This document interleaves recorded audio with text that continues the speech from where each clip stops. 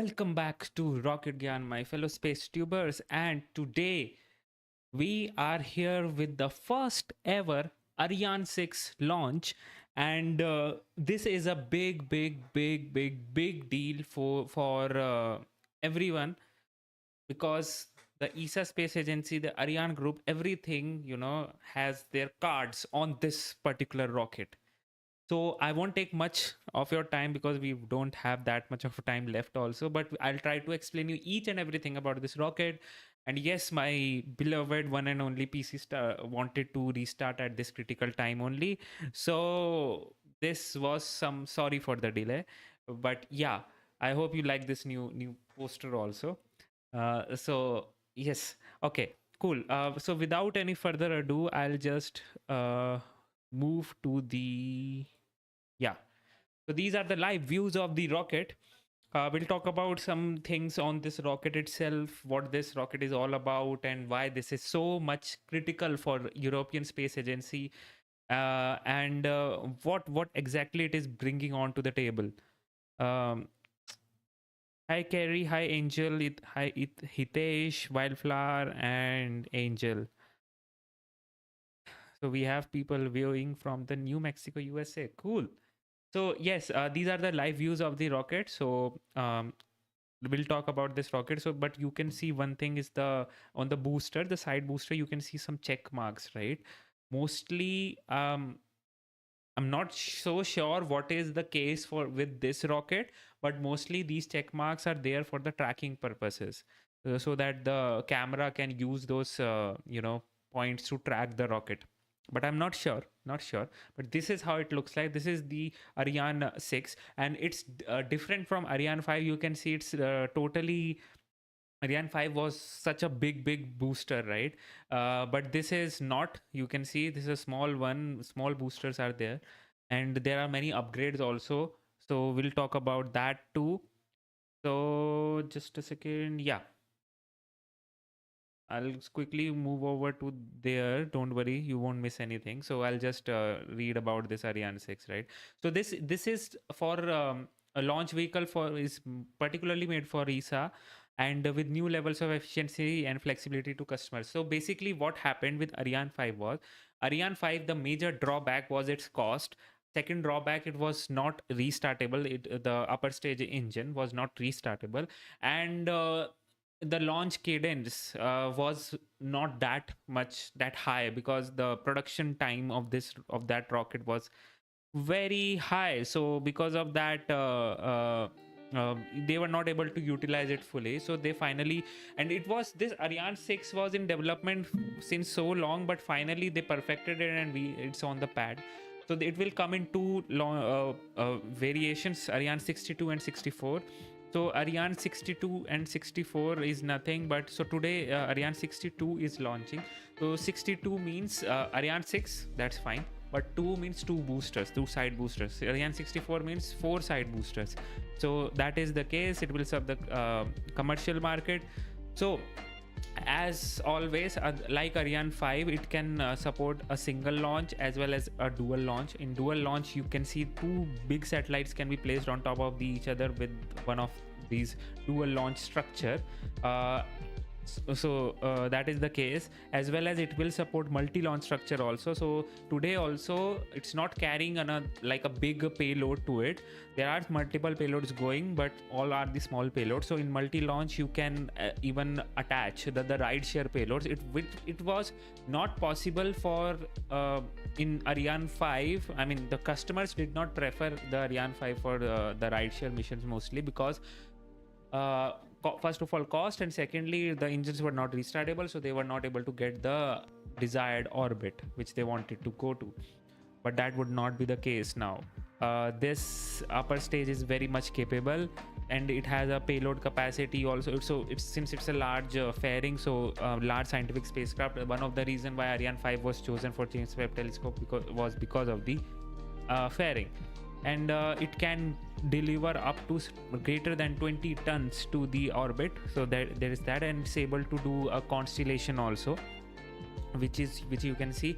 So it's not only so by constellation obviously they meant the OneWeb launches, and the Leo microsat launch is all constellation also. So any microsat constellation, if you want to do it, it will be able to do it.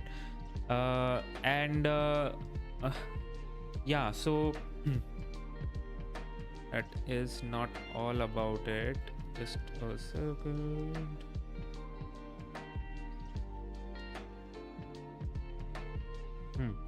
So it has all these things. So Ariane 62, let's talk about the Ariane 62, which is going today. So it has a payload capacity of 4.5 to 5 tons into GTO and 6.5 tons to sun synchronous orbit. All this is okay. So 4.5 tons to 5 tons to GTO, which is huge. 10.3 tons to low Earth orbit, again huge. So it comes near to kind of GSLV's range. And then we have 6.5 tons to sun synchronous orbit, Earth escape mission, which means to Mars or to the moon. It can do not to the moon, but Earth escape mission. 7.4 tons is there. So and talking about the 64 version, 64 is even higher, so it can deliver up to 20 tons to low Earth orbit, 12 tons to geosynchronous transfer orbit, and we have then 15 tons to sun synchronous orbit. So this is all we have. So it's a very, very, you know, capable and heavy lift launch vehicle. So we'll talk about this thing also. Yeah.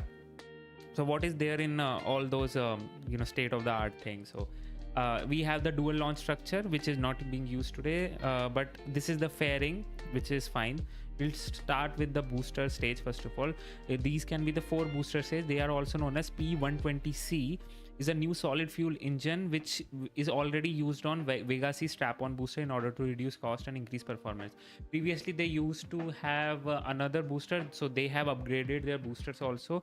So they in this motor is derived from the P80 first stage, and the casing, the major part is the casing is made up of carbon fiber and not steel, which greatly reduces its weight. So that is great.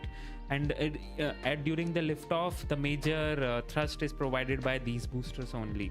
So production cost 40 to 50% lower, and they are using 3D printing also to make some parts. So great.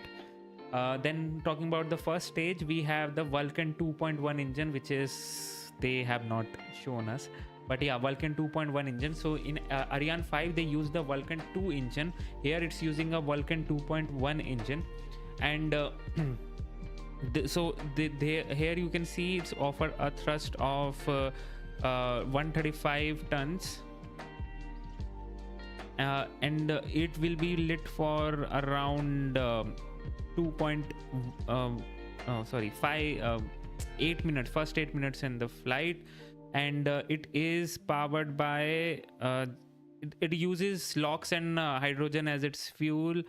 It has a specific impulse of 432 seconds, and all thanks to its hydrolox engine, and it uses a gas generator cycle and made by France. So that is the case. And then we have finally the liquid power propulsion module, which is nothing but it has all the tanks and avionics in it. So there you have it. So talking about the upper, this is the major upgrade basically, the Vinci engine. Previously they had the HM7B engine. Now they have moved to Vinci engine, and it has a restarting capability of up to 5 times. This is the major upgrade which they have taken. So that is the one thing which they are boasting about. I mean, the world has moved forward already, but yeah, this is one thing which they are boasting about, so let it be. So it has multiple restart capabilities, and it's a capable engine. Like the reliability is at par with the previous HM7B engine, so it will be used for all those things also. All right, and then yeah, so this is pretty much about the rocket. We'll move on to the so the upper part, you can see the fairing size can also differ. This infographic can tell you what, I mean, summarizes very efficiently. So the fairing can accommodate all these type of configuration. Upper and core stage 180 kilonewtons of thrust of reignitable Vinci engines, which is awesome. 180 kilonewton is not what you get usually, so it's great. And it uses hydrolox as its fuel. One gun 2.1 1370 kilonewtons of thrust. And Ariane 62 and 64, you can see how is it difference.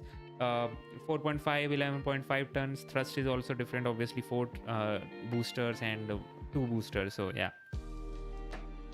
Next part is all the passengers which are going for the first flight. So they have around 11 passengers.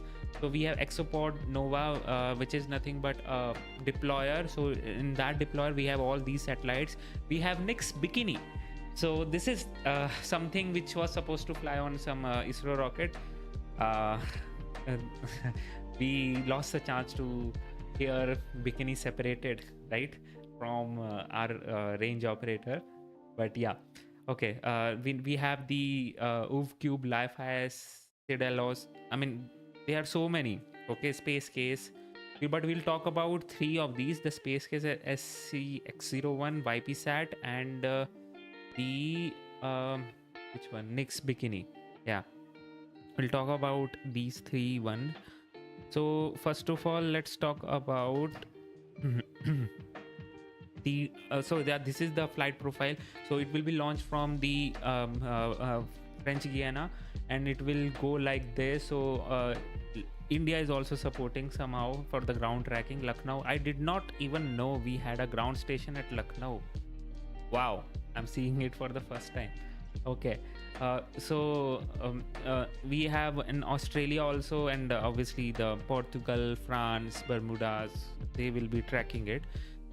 These are all the participating states which have contributed. So majorly, so European Space Agency, so European countries have to participate, but major contribution is from France for the engines, and from the Germany. So these 2 are the major contributors, and other states have contributed their part. So now let's talk about the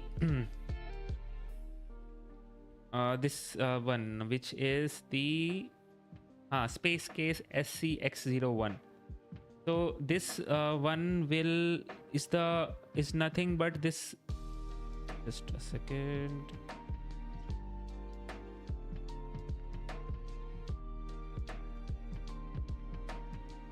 So this is a Space Case X-01. So this is you can see here, right, big written Arianespace property. So the thing is, what they are testing on this thing is the coming back, re-entry of a capsule. So here the whole capsule is made up of heat shield. So it's not like heat shield is attached to a capsule. It is literally a capsule which is a heat shield capsule, and there you can put in some payloads and weight. So it will try to test that. So it will burn up in the atmosphere the heat shield part. So the heat shield is ablative over there, so many layers will burn off as soon as it melts or whatever it does. So it will reach at around 2400 degrees Celsius, but the avionics which is kept inside of it will be at 60 degrees Celsius. So this is the scale of the this capsule, very small, and there is a big market for your payloads to, if you have a capability for the payloads to come back to the Earth, because that has the actual science. If you have played KSP, KSP, okay, let that go away. So this is, you can see, the do not open Arianespace group property. So they have they have intentionally done this so that if it goes into some other place where people might be curious, so they would just open it. But obviously how human nature works. If you say do not open it, they will open it. So that is something. So mostly this will be testing those things, and it will have various other sensors also, a small mass spectrometer inside the capsule, which will do some research during the atmospheric re-entry. So on Jupiter they would like to do they no, not like this. So someone approached them for this experiment in Jupiter. Okay. Yeah, so now the other satellite, which is the YP-SAT, this is the YP-SAT. This is kind of a cameraman for the satellite, which will cameraman and the recorder of the satellite, which will record all the good amazing moments for the satellite, for the rocket, from the cameras and all other things, the sensors, and there are some, it will take the pictures from the earth, of the earth from space also. So there's that. Then we have, which one is it? Yeah, the Bikini satellite, Bikini's payload. Again, this Bikini payload is also some re-entry capsule only. So this is also kind of a same, but it's a technology demonstrator mission by a private company known as the Exploration Company. So it will be separated, it will be deorbited. So these two satellites mostly will be deorbited when the upper stage itself will be deorbited. So that's the thing in there. So upper stage itself will not remain in the orbit, it will deorbit itself. So that is one thing which you need to look at. And it has, they want to demonstrate some, you know, quick turnaround, quick production process also on this. So this is and it will do its descent into the Pacific Ocean using a standard so Nix Bikini will communicate during its descent into the Pacific Ocean using a standard satellite phone. So that would be amazing, and it will be an uncontrolled re-entry. So that's why they want to do it in ocean. So, and since it's an uncontrolled one, so in order to prevent it from tipping over and re-entering with its heat shield facing backwards, 3 flaps will force the Bikini to enter with its heat shield facing forward. So that will be their you know, stabilizer kind of a thing. So yeah, that is pretty much about it. This is the mission profile. So liftoff will happen, Ariane 6 mission profile, and then after liftoff, obviously after some time the SRB will separate. After that the fairing will separate. The first stage will separate, second stage will ignite, the first payload, the dual structure, and then finally the second payload will also deorbit, and then finally detach, and then finally the payload will the upper stage will deorbit. So the trajectory, the mission profile would look like this. Yeah, now it's visible for you. So liftoff, the SRB separation, the payload fairing separation, the first stage separation, then after then the second stage will ignite after some time. After the ignition, that 7, you can see the second stage will turn off its engine, and then payload distribution or the deployment will start. After that again it will start its engine to deorbit itself, and then you can see the 2 payloads will be detached, those 2 re-entry capsules. So that is the case here.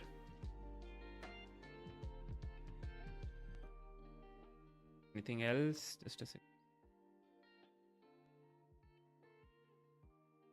Nope.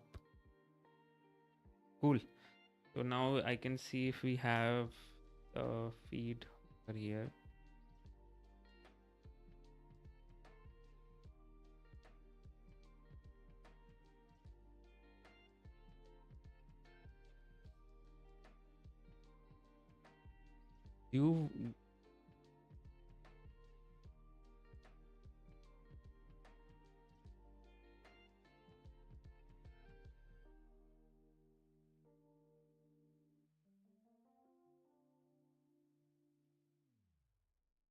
Tell you that I share this incredible excitement with all my colleagues who have been working so hard to prepare this moment. It is a great honor to be their voice today, so I really want to shout out a big hello to everyone who worked on Ariane 6 here in Guyana, back in Europe, in the factories and in your homes. This day is your day. It is indeed, and it's going to take about 3 hours to deliver all our satellites. So just run through what's going to happen, Tina.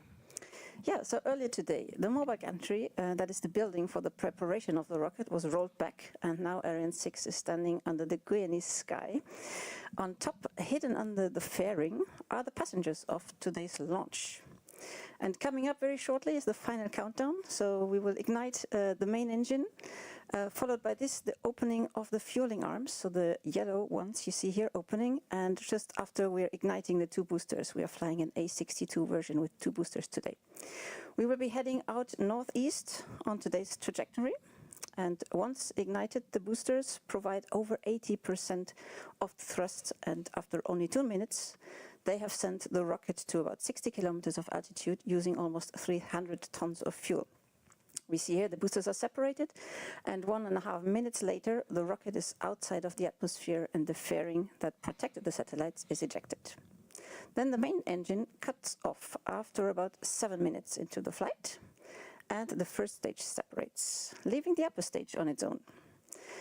The first ignition takes the rocket to orbit, and after what we call a coasting phase, where we're just doing half a lap around the Earth, there is a second boost, and this will bring Ariane 6 to a circular orbit where our CubeSats will finally be released.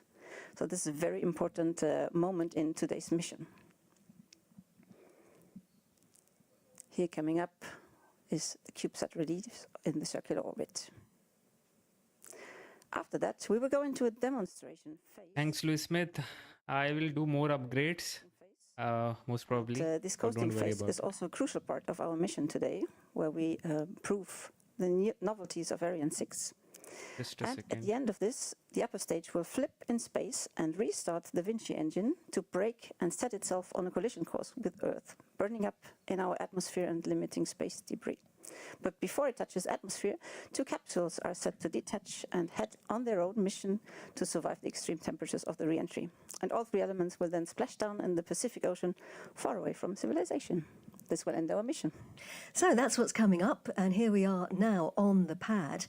Ariane 6. So far, all the tests on Europe's new rocket have been done on the ground, but today it's set to prove itself in space. Indeed, today is a major step towards the qualification of Ariane 6 with inaugural. So today, we have a helicopter going out there. Okay. So whether it will launch or not, that's a different thing, because I personally don't think so. It will launch at first go. I personally think it will be a scrub for today, but let's see. We never know. Well, you hear my voice vibrating for a reason. It's super exciting, but on the one hand, it somehow feels like a déjà vu, because we have indeed done quite a lot of thorough testing, and we repeat today what we already did several times. We have tested all the systems, and we have, of course, tested the engines on the ground. But this time, when we ignite the boosters, we will have to let our baby go. And I can tell you the concentration and tension among all the teams is quite intense right now. And Ariane 6 has been designed to carry all kinds of different spacecraft. And of course, the satellites are continually evolving, so versatility has to be the key. What's new on board? The main change is that Ariane 6 has a reignitable cryogenic upper stage. Look at that wiggle going on, right? This is the engine, right? This is the engine, Vulcan engine, most probably, and you can see the wiggle test of the engine going on right now, which is amazing, literally amazing. You can see the liquid hydrogen mostly flowing through the engine and coming out, and mostly it's engine chill which is happening right now. Organisations across Europe have come together to build Ariane 6 and guarantee Europe's continued access to space. Let's find out more now about our new rocket, Ariane 6.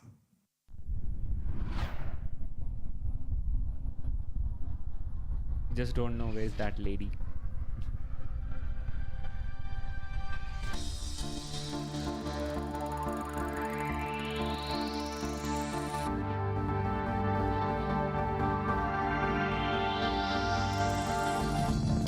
Welcome to the facility where we integrate the engines on the main stage.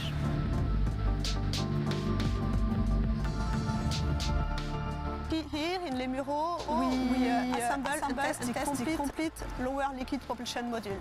When the complete module is assembled, we test it, we control it, and then we can ship it to Kourou. This feed is better. Here we can see everything.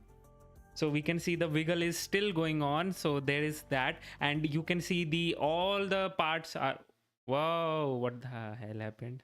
All the parts were green, and as I said, we were getting a good feed. They just cut out that part. Wow! I think I need to switch over to that again. Wait a second, guys. That was not expected. We were getting it properly.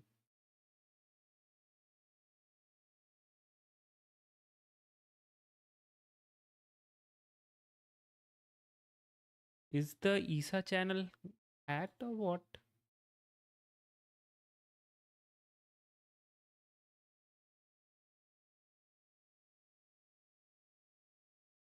That means satellites that we have to bring to space, and that's why we need Ariane 6.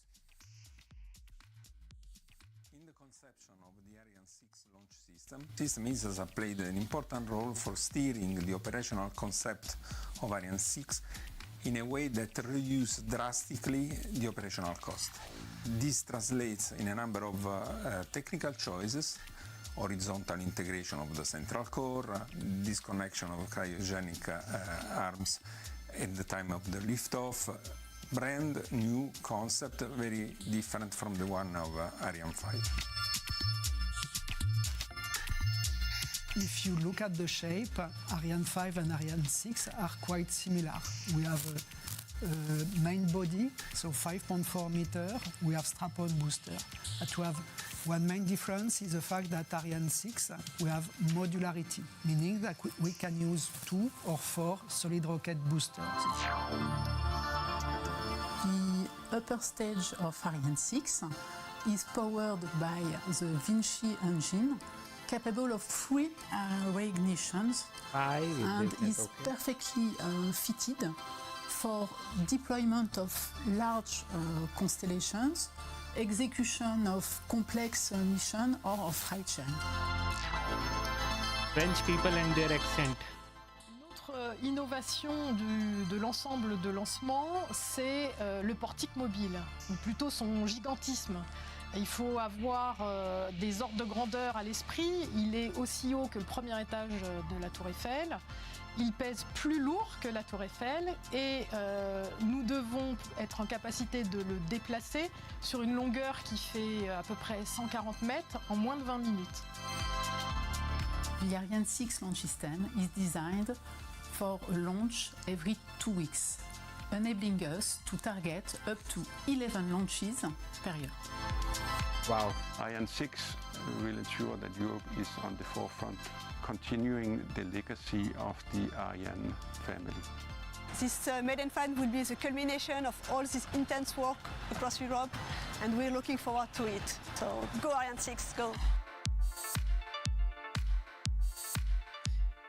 Ariane 6 is all, but it's kind of, Ariane 6 is there because of the requirement that ESA has to have a rocket launch capability. That's what I feel, because Ariane 6 in the world where people are going towards more of the reusability part, if they were designing a new rocket, I would have personally felt they would have gone with some sort of reusable options. But I guess they wanted a simple product which can be made very, fastly. So they went with this mostly. It has less buildings, less means, and that allows simplified operations and a shorter launch campaign. And the impressive construction, we will see a bit more in a second, was done protecting actually fauna and flora here in Guyana. And we're looking here now at a movie to show some of the stages. What happened? What are its main features? So everything started with earthworks and excavation of this 28-meter deep hole. This is where the launch pad now has its flame exhaust ducts. And here we see the start of the rail work for the mobile gantry, so this colossal Eiffel Tower on rails. the building that is used to actually access all the platforms. And you remember, Katie, we've been in there. Yeah, very impressive. Several floors. Here we see the steel structure actually being built in a time lapse. And on the left side of the movie here, you see the water tower that is actually used to damp the noise at liftoff. And on the right side, you see the exhaust flame ducts for the boosters. You can see the launch pad being built up. Actually. Right? It's where all the flames of the fire comes out. Yeah. This here is the assembly building for the 2 stages. Now we do that in horizontal integration, which reduces the cost. And here we see some pictures of the installations for the propellant storage, handling and transfer. There are thousands of components and valves, and actually a lot more than what we see here is underground. Quite impressive galleries. Quite a labyrinth under there. We have a look here at the water pool, which is equipped with the spark igniters. This is where we burn the hydrogen from the line's cooling process or when it evaporates during filling operations. And here we have a quick look at the water system test. And the water is actually being recycled after every launch. And to finish, we see a mock-up that was used to train putting the rocket in vertical position. And finally, the cherry on the cake for the launch system was the long firing test we did last year in November, where we qualified the main stage flight. And the hot fire test, as it's known. Hot fire test. Yeah. So we have a number of passengers on board the bus today, sharing their ride. All spacecraft, of course. We don't have any people on board. The biggest one is about the size, maybe. Of a satellite dish. There is a contract with. So Louis Smith, there is a contract with the NASA to launch the Indian astronauts in one of the Axiom missions, if I'm not wrong. And there are few of the Vyomnauts or the astronauts which have gone to NASA for that particular mission only. So I'm not sure what all are the names. Yeah, Axiom 4 mission, exactly. What all are the names for it, but that is the case. So, but they're not abandoning their own Gaganyaan program. That is also going on in the parallel. But yeah, some Vyomnauts have gone to NASA for that particular Axiom 4 mission. So that in that mission, they'll go to the ISS in SpaceX Crew Dragon capsule. Two selected for training, one will fly. Cool. But before launch, all eyes are on these status panels. The green panels, that's a good sign. The fact that they are all green, they're showing us the go, no-go status across the base. A little bit like traffic lights. They all need to be green for a launch to go ahead. Indeed. So what we're looking for are actually 3 main systems. And these panels are showing us the health of those systems. There's the launcher with its ground systems. Maybe it's not very visible on the screen. So we call it the ensemble de lancement and the lanceur. It's on the right side of the panels. Not sure visible for everyone. The second one is actually the satellite, so the so-called payload stack. And then there's a third group that we look out for, and they are all part of the range. Now we see it better. The range includes actually telemetry, radars, the weather, and safeguarding. And today we have still a very comfortable launch window. Now it's 3 hours. We had a little delay because some routine checks in the ground segment equipment happened earlier this morning. Yeah, but it means that there's still plenty of time to fix any glitches if a panel turns red. And we have a couple of control rooms on the job today. We have mission control, which is what we're looking at. I don't know, 15 to 20 kilometres from the pad. A bit like the air traffic control tower at the airport. And closer to the pad, we have launch control, a bit more like the cockpit of the plane. Of course, the rocket does go on autopilot after liftoff. Tina, this is your home. Indeed. This was my home the past month. You've been there this morning? There is a fish bowl or something, they say, in which this mission control room is actually kind of sound what should I say, isolated. Yeah, sound isolated. So anything happening in the mission control does not go out, and they also don't hear the noises which is coming from outside of the mission control. So that is something which is there, and I think this mission control room is changed or redesigned for this, this mission, because I am not seeing that Ariane 5 wala typical one. So maybe, not sure. When something looks a little bit unusual, or when things go slightly off track, and then they meet and troubleshoot in real time. I don't like it. So this is here what we call on site the bas avant. And they are supported by engineers who actually have the exact same information than we have here in French Guiana, back in Paris, close to Paris. Here they are in Spaceport. So all of them belong to the design team in Ariane Group, and they are actually the support office base arrière. It means we can engage more brains to solve trouble if we have some. The more brains, the better. I wonder how it feels to sit in there, Tina. It's an absolute dream job. Right, we have the last... T-minus 10 minutes and everything is looking good. We are having a weather check coming up though, so we'll see that. It's hot, it's humid, it's been raining all morning. The operational teams, they can control a lot of things, can't they, Tina? But not the weather. We're in the lap of the gods. That is true. We can't control the weather, but we can monitor it, and that's actually very important. Weather conditions must be right for the launch to go ahead, so we always have our eyes on the weather. And is rain a problem? Well, it is a problem only for the photographers, not for the rocket. It's not made of sugar. Well, that's a good job. As I said, it's been raining this morning, otherwise it would have melted. But Exactly. But there are actually a lot of other things that we need to monitor, as safety is paramount here at the base. So several weather checks during the day are made. The first one is made before actually removing the mobile gantry, so that was fine. We rolled back, and early in the chronology we actually look at the wind on the pad as long as we haven't fueled up. And we're also looking at wind at altitude. So between 10 and 20 kilometers, we look at the wind speed and the directions. It's looking cloudy, but the best conditions for the mission and for safety reasons. And we also look for lightning risk. Yes, that's important too. And how do we find out about the weather?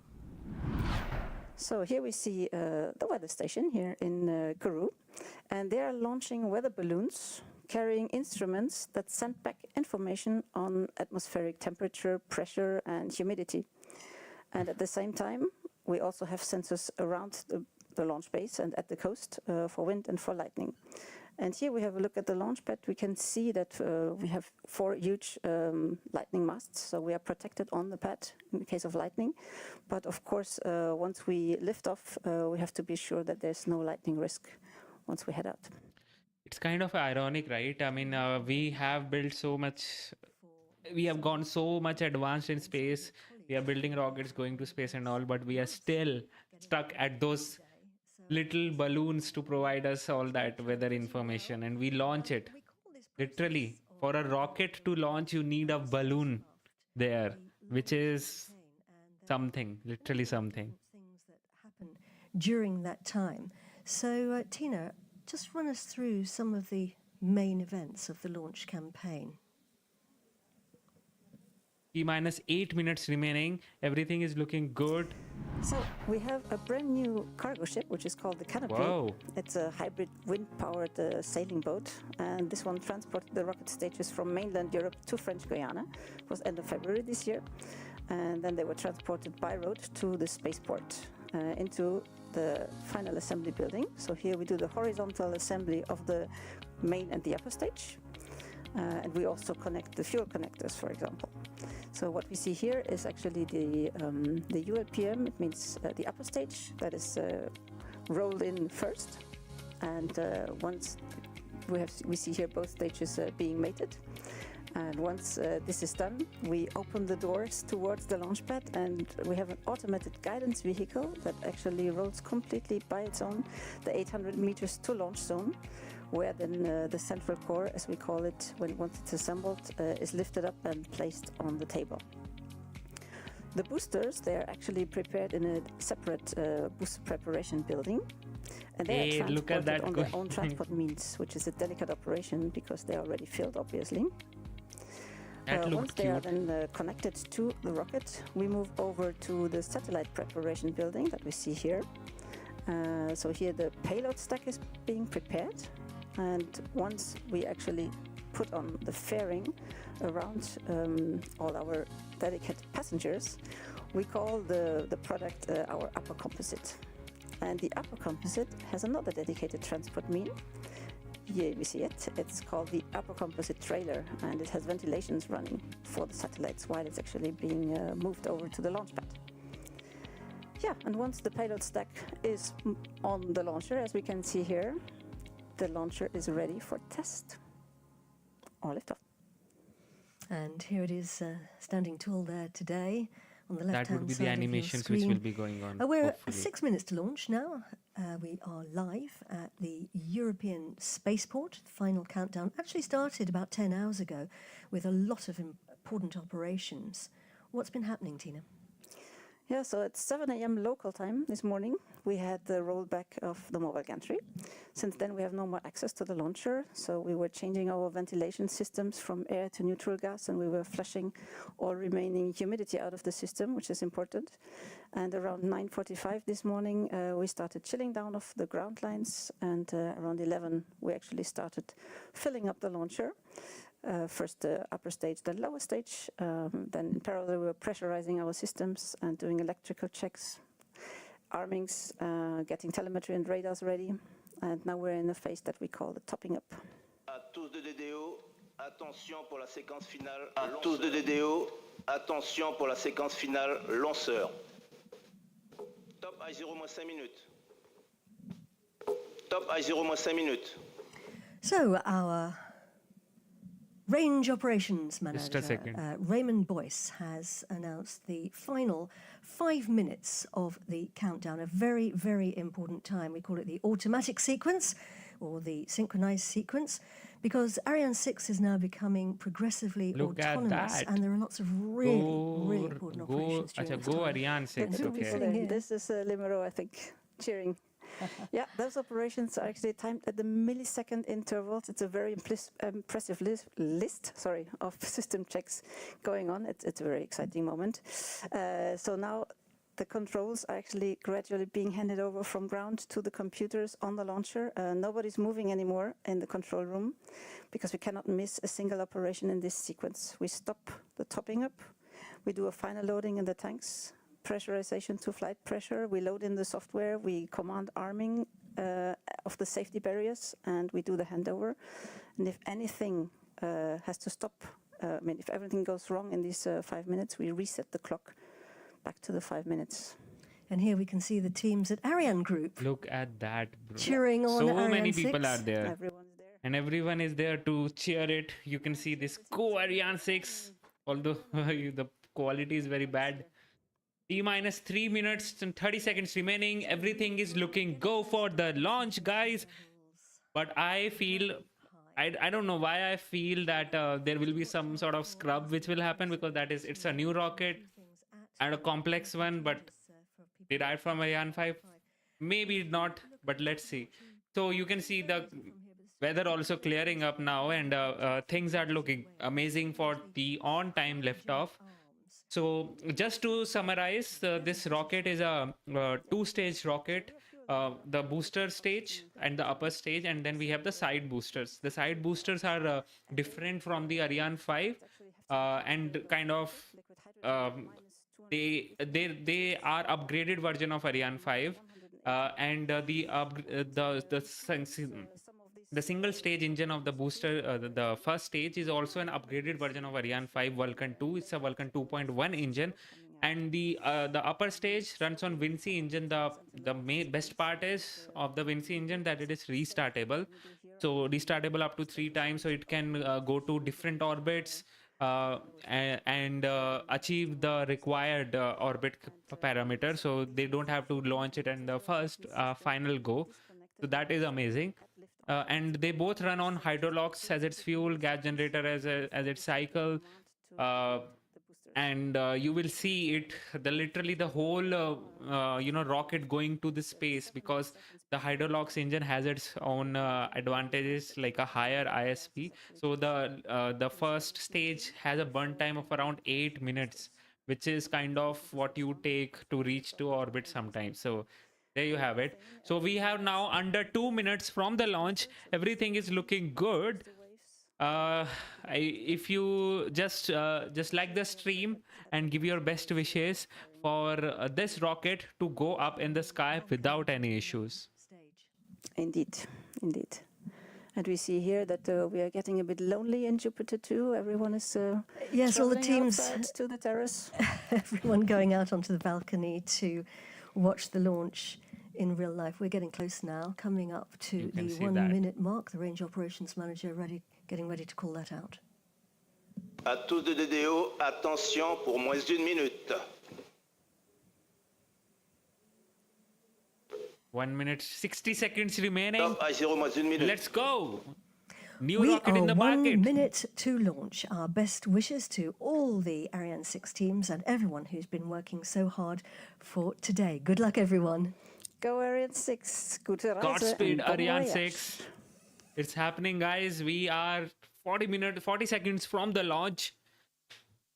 Ariane 6, new rocket in the market. You can do it.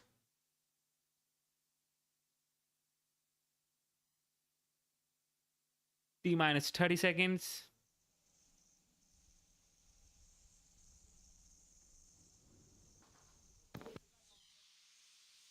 T-minus 20, 19, 18, 17, 16, 15, 14, 13, 12, 11, 10, 9, 8, 7, 6, 5, Trophies.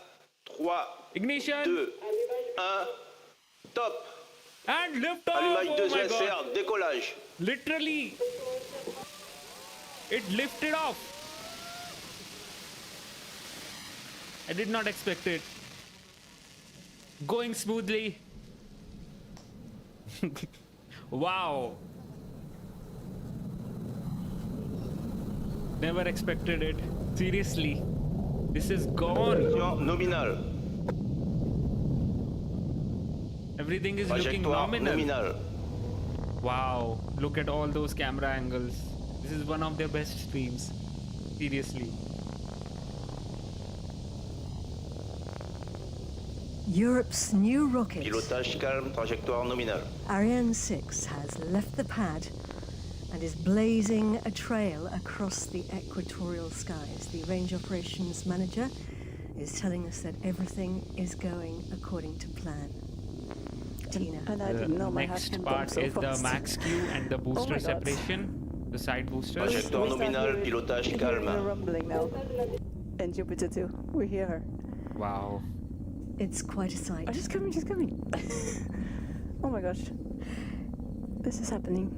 It's the most incredible feeling. We're on the edge of tears here in the They have waited for so long for this rocket moment. to go up, and it's finally there. Trajectoire nominale. Actually, the building's rumbling around us now. And look, these are the live images from the cameras on board.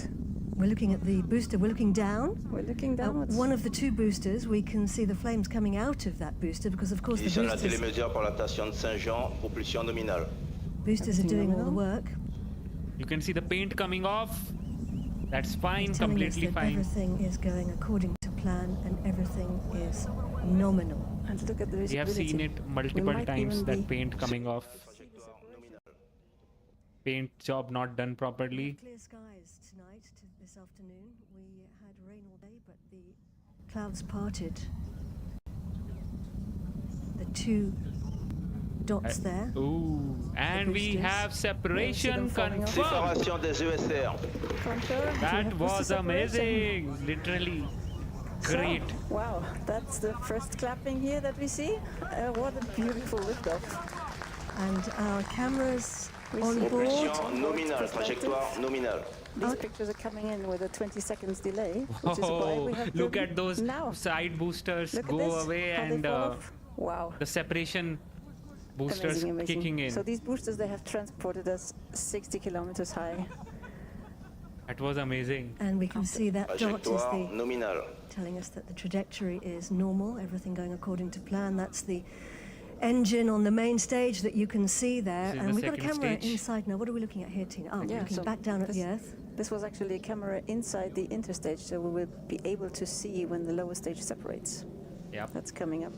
But now we have actually lost half our mass already because the boosters have burned almost 300 tons of fuel in 2 minutes Pilotage time. calme, trajectoire nominale. So this booster, operations manager says. Yes, and we're getting close now to the next thing, which will be the jettisoning of the fairing. The fairing being the nose cone of the launch vehicle, which is where the passengers are sitting. Séparation de la coiffe. You even see the... Wow, look at that. That's amazing. We had confirmation there that the fairing has been jettisoned. We literally see the fairings also so going off, fairing bro. That's protecting our spacecraft withstands all the pressure and the heat, and once we stuck out the nose out of the atmosphere, we didn't need her anymore, and it has been jettisoned.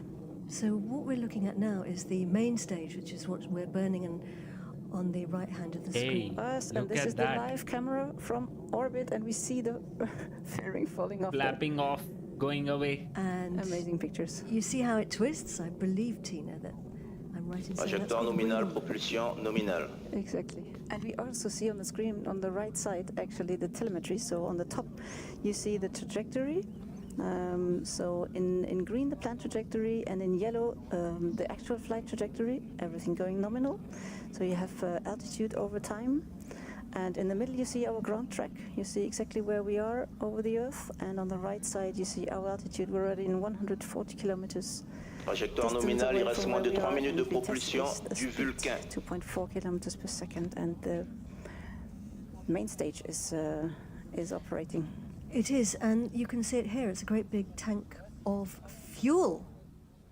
Indeed. So I'm very impressed by its performance till now, because you can see the line is as per the simulations. It's performing as per the simulations, going by the books. Only thing is the Vinci engine, whether that will perform or not. That's the main thing. I hope that will perform also. Pressure is a bit easier than on Ariane 5. And it's burning a very powerful Propulsion engine. nominale, trajectoire conforme à l'attendu. He's telling us that the trajectory is normal. Exactly. Yeah, Vulcan engine is now simplified, mainly for cost reduction reasons with regard to Ariane 5. The nozzle manufacturing is completely different, and the gas generator is made of additive manufacturing.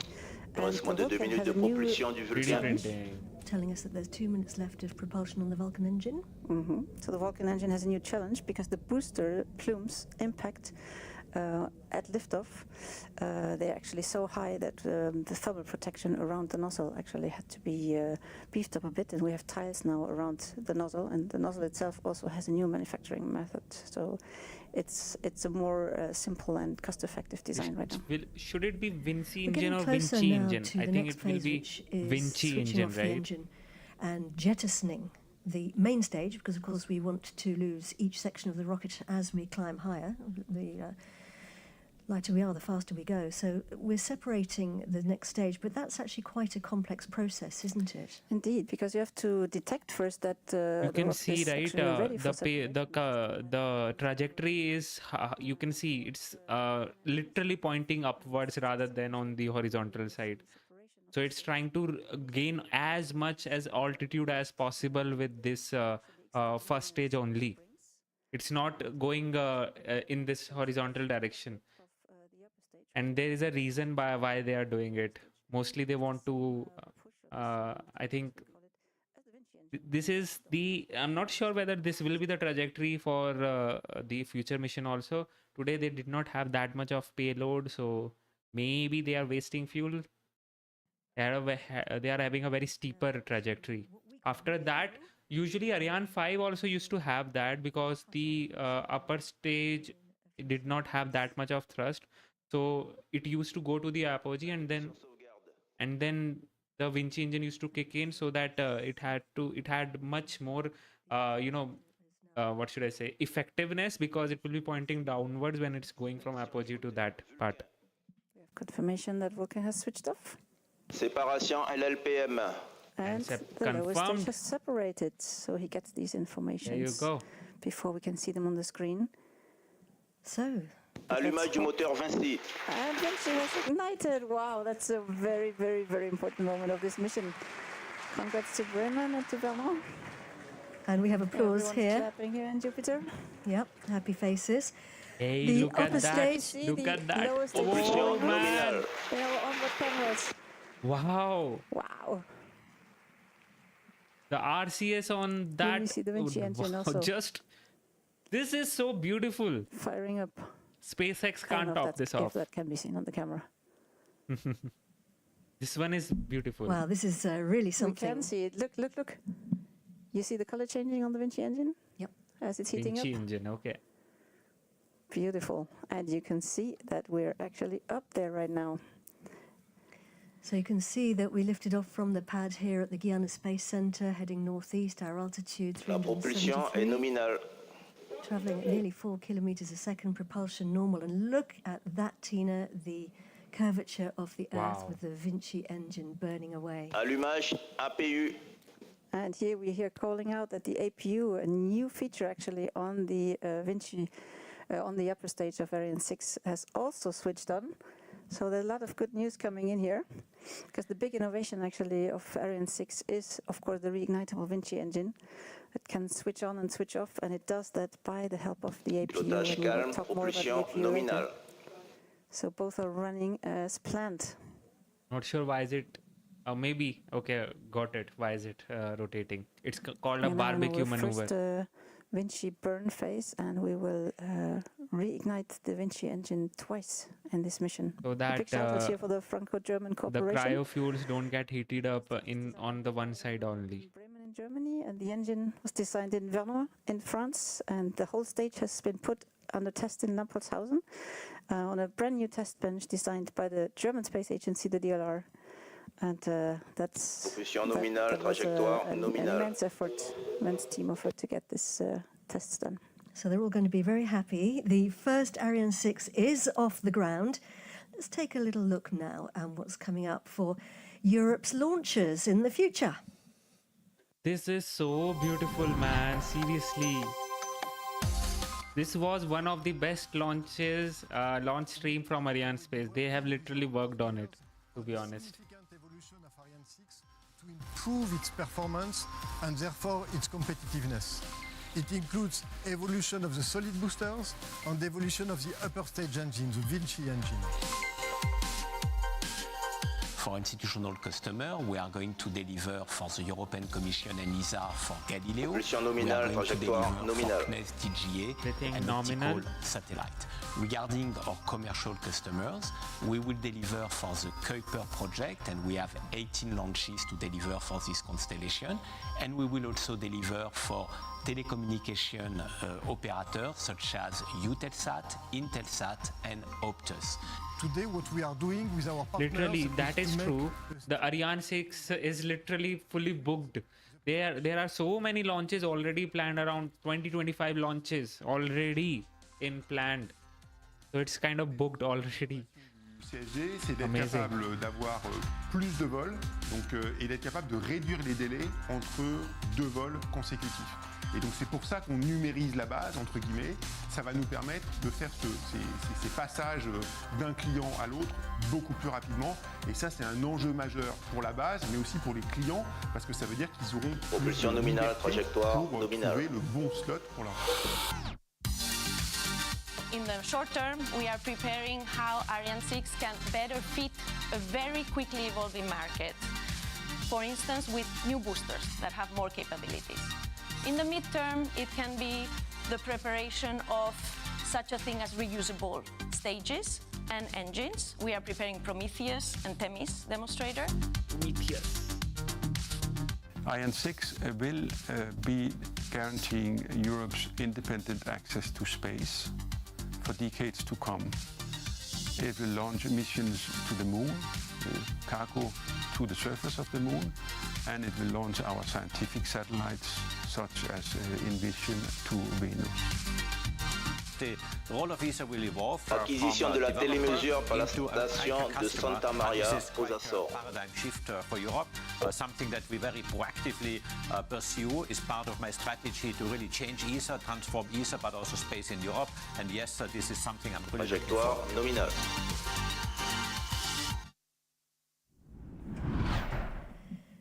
And here on a hill just outside the Guiana Space Center is an important group of people inside that building there.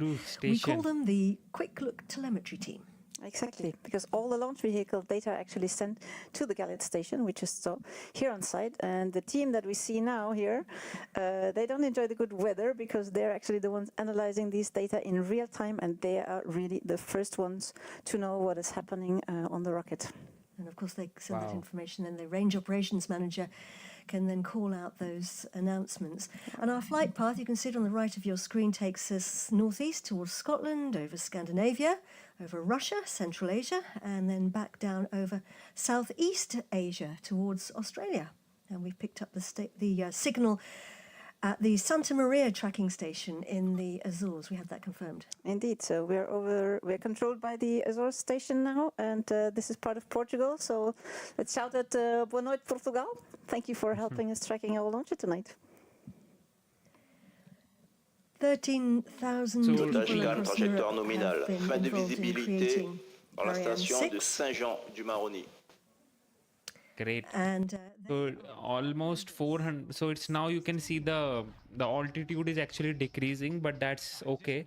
That simply means the apogee has been crossed, and now it's thrusting on its downward direction. Don't worry about it. It will stabilize again. So that's what I said. They had a very steep trajectory. They are literally wasting it, wasting the fuel. They are going like this and then going like that, rather than going in this direction straight.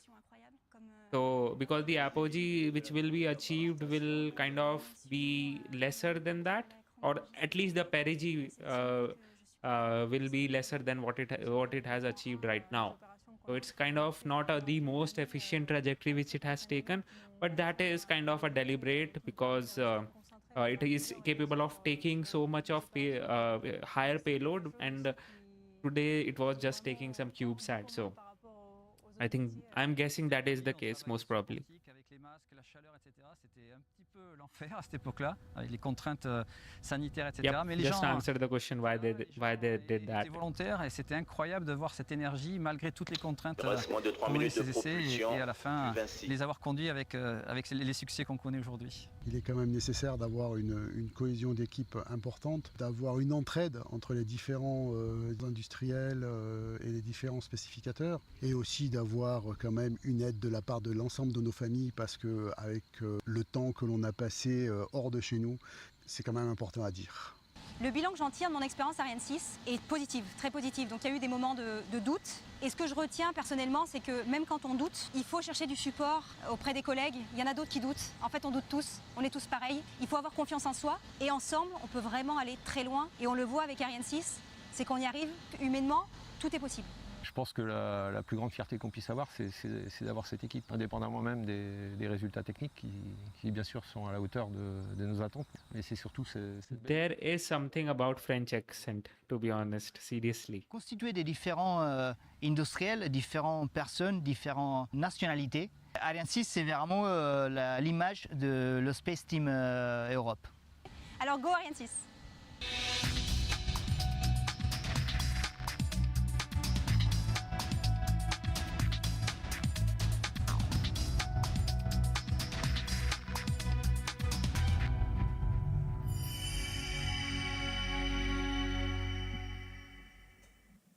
We are approaching That's your gang, Tina.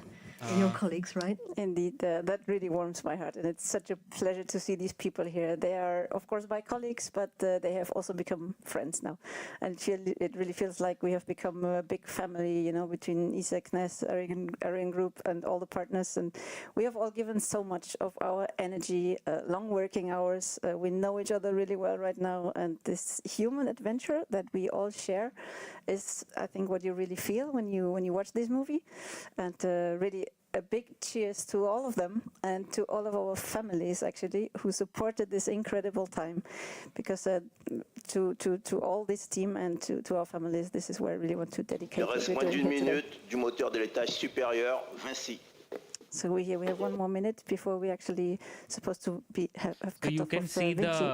the upper stage is rotating, right? Whoa, what is that? Nothing, just some sort of ice particle or something. Yeah, so it's rotating and it's doing it deliberately. It's known as barbecue motion, barbecue maneuver, kind of what you do at a barbecue, right? When you are heating from one side, you want it to be cooked from all the other sides.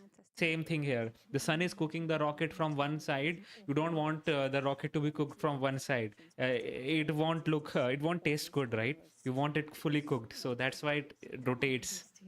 And yeah, so that is the case. Cooking actually helps in the proper heat distribution. Vinci actually cut off another big round of clapping here in Jupiter. Congratulations. Fantastic news. And we are where we should be at a speed of 7.56 kilometers per second, as you can see here. Everything nominal. 400 kilometers, 350 so kilometers. So now it has stopped rotating because the engine is not... Ooh. What was that? Ladies and gentlemen, boys and girls, per second. And so that's the first major accomplishment. L'orbite à l'extinction du Vinci est nominale. Everything nominal. Everything nominal. So that's happy faces all round.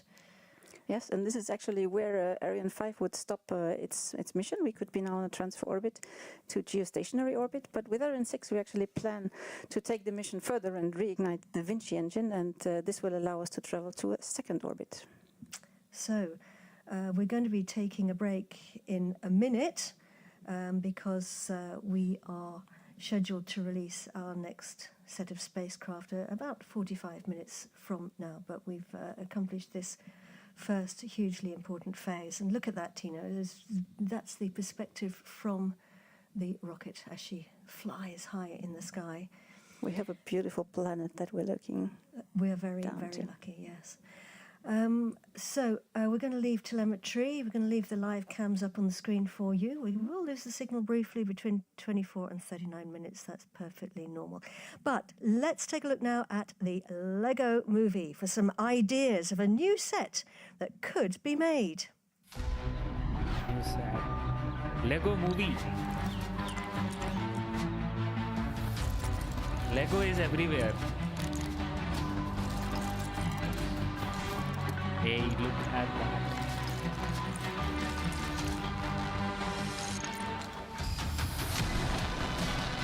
La propulsion est nominale, le pilotage est calme.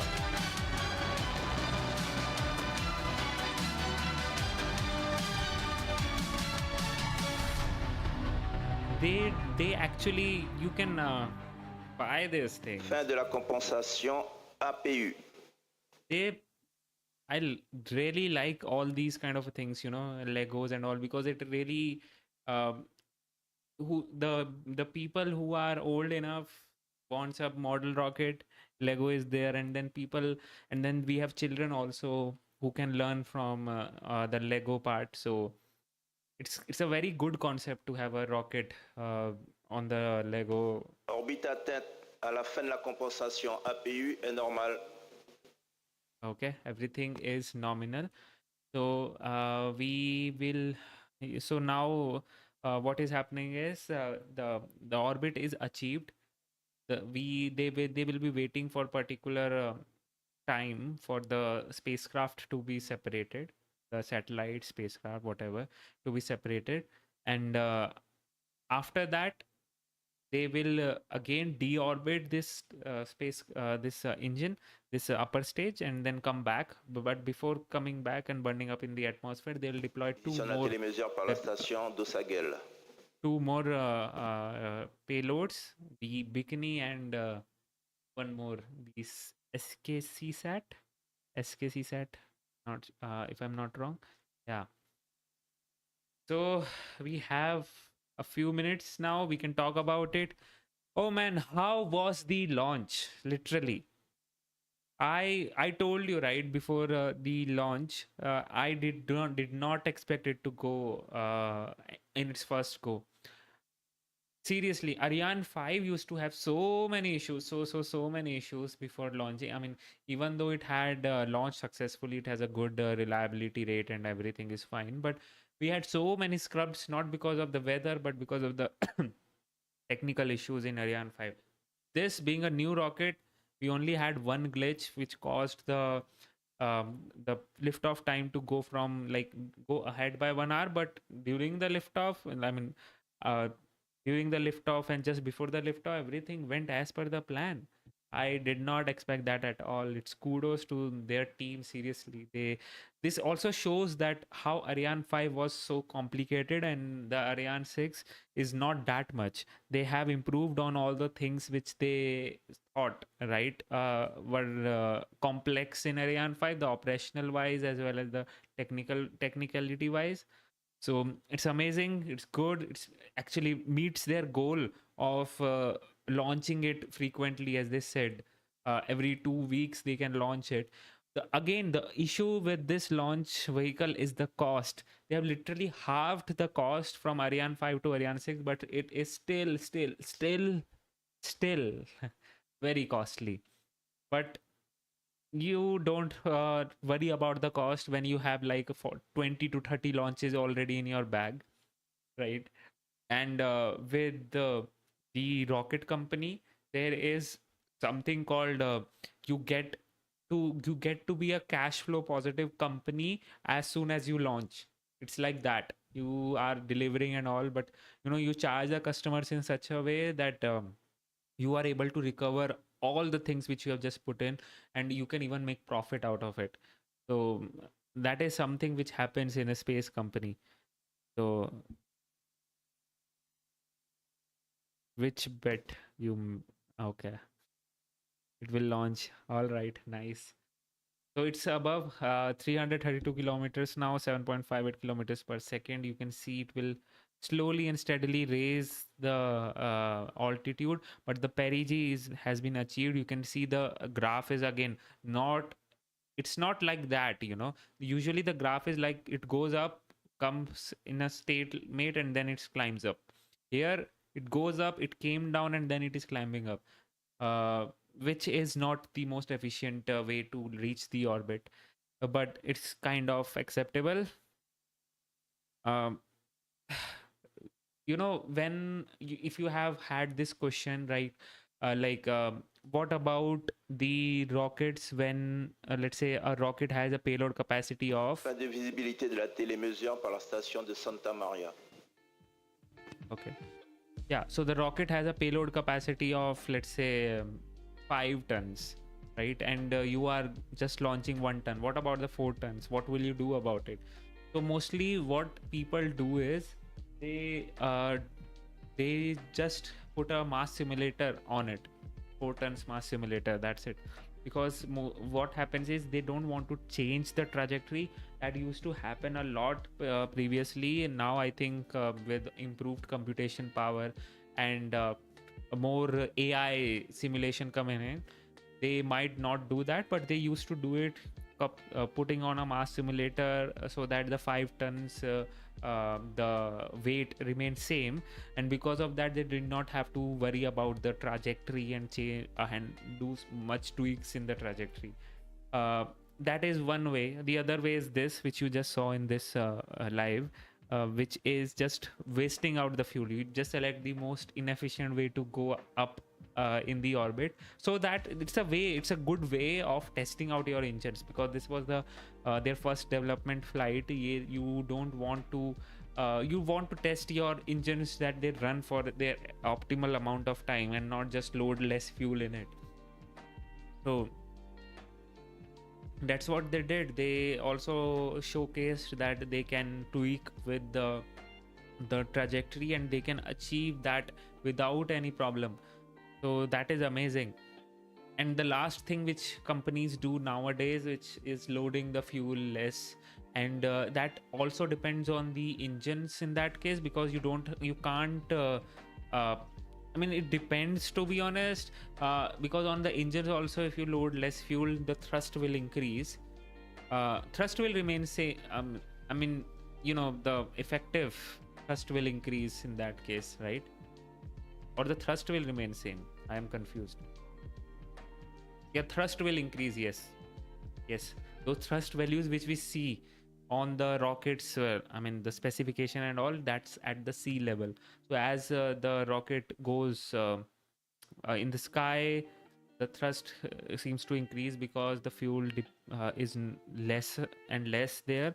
It gets consumed. So when you load less fuel, you get a good amount of thrust increase. It's kind of beneficial also sometimes when you have a lot of, what should I say, a margin in which, let's say, your satellites can sustain 10 g of acceleration, but just because of thrust constraints, when you have a fully fueled rocket, you are able to just generate like 5 g of thrust, maximum thrust, maximum force. So in that case, the efficiency is not that good when you have like 10 Gs acting on you during the atmospheric part. That means you are just going out of the atmosphere quickly. That's what you want when you are in the thick part of the atmosphere. So that can happen when you have more thrust, more G forces acting on you. So yeah, that happens. So that is all which works, which goes into the plan. And now you can see the altitude will slowly and steadily increase to its apogee. They actually did not release the media kit for this launch, and because of that we don't know the actual trajectory parameters and all which are going in. So yeah, show the poster behind me. Let me see if I can.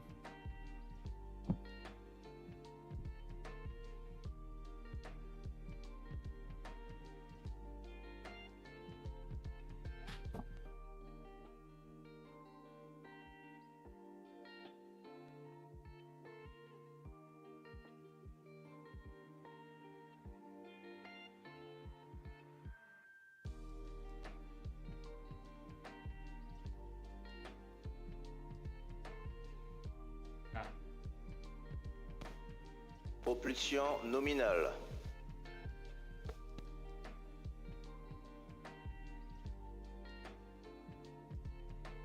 Focus, right?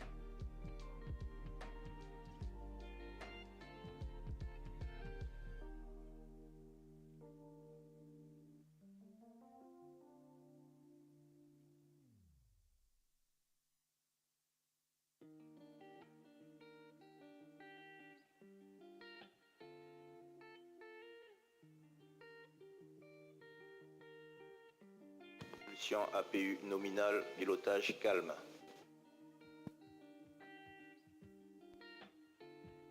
Yeah, so that was the poster, which I had this poster for a very long time, but I did not get a chance to use it properly.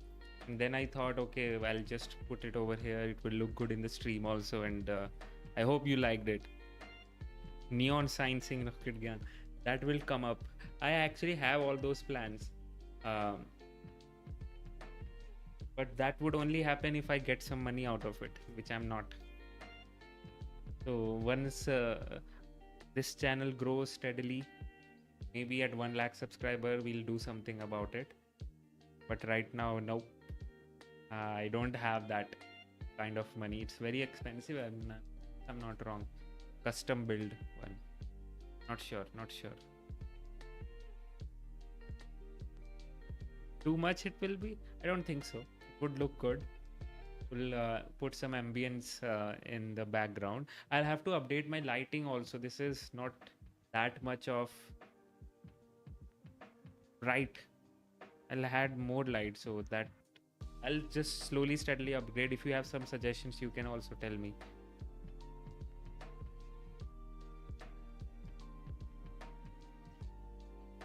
Memes related to the mission. For that you need to yeah, meme submission and all. That would be a great, to be honest. I'll see what I can do about it. But who all will make memes? You know, people don't usually make memes of the space community specifically. We do have memers, but not that many. But I think that this would be a good way to encourage them to make some memes. I'll think about it for sure.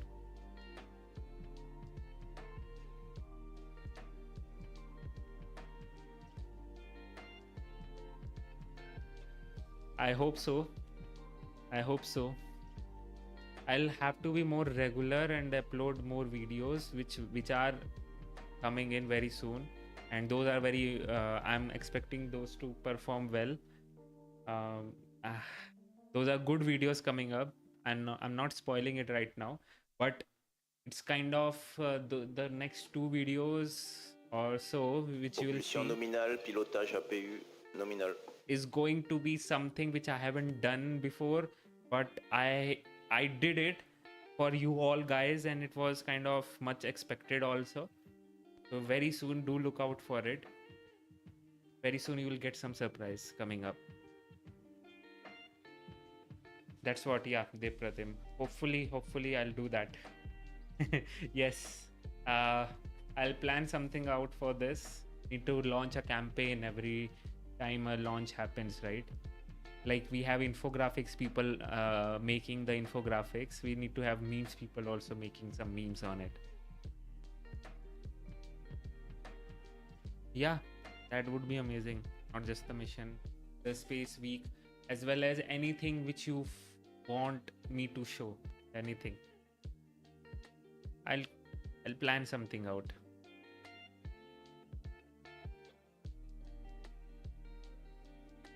Chili pepper in a hot box. Did not get it. Why?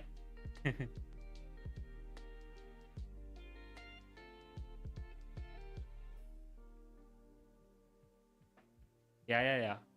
Infographics. Those are that is the actual community, right? Infographics one. So many people are making the infographics. Not just, and they really help. Sometimes I also use those infographics in my stream. They provide a lot of value, so keep them coming, to be honest. Yes, the people who don't want to listen to all my blabber and that all things which I say before the stream, infographics play a good role in just summarizing everything.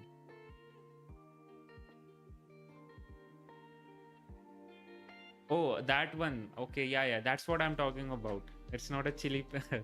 No, it's a hot box. That's a hot box, that green thing, right? Yeah, that's a hot box, but not a chili pepper one. It's coming up. That's what I'm saying. 2 videos are coming up. We'll see it very soon. It's taking a lot of time for me to edit all those. But the progress is on. Not lagging behind. Just taking. It's a kind of it's first time I'm doing it, so I have to do it. I want to do it properly. So yeah.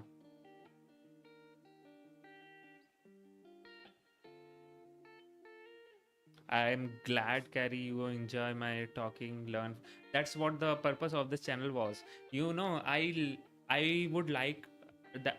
I would like to not just talk about the rockets and all. I mean, yes, rockets and all is fine, but I would like to. The purpose of the motive of this channel is to just not say about things about rocket, but to develop interest for the common people. And I try to put in some funny comments, do it in a funny way, so that the general public can also feel good about the rockets. And seriously, to be honest, I was a person who was not into rockets. Like 5 to 6, not 5 to 6, now it's long, 7 years back, I was a full noob into the rockets. I did not even know about the rockets.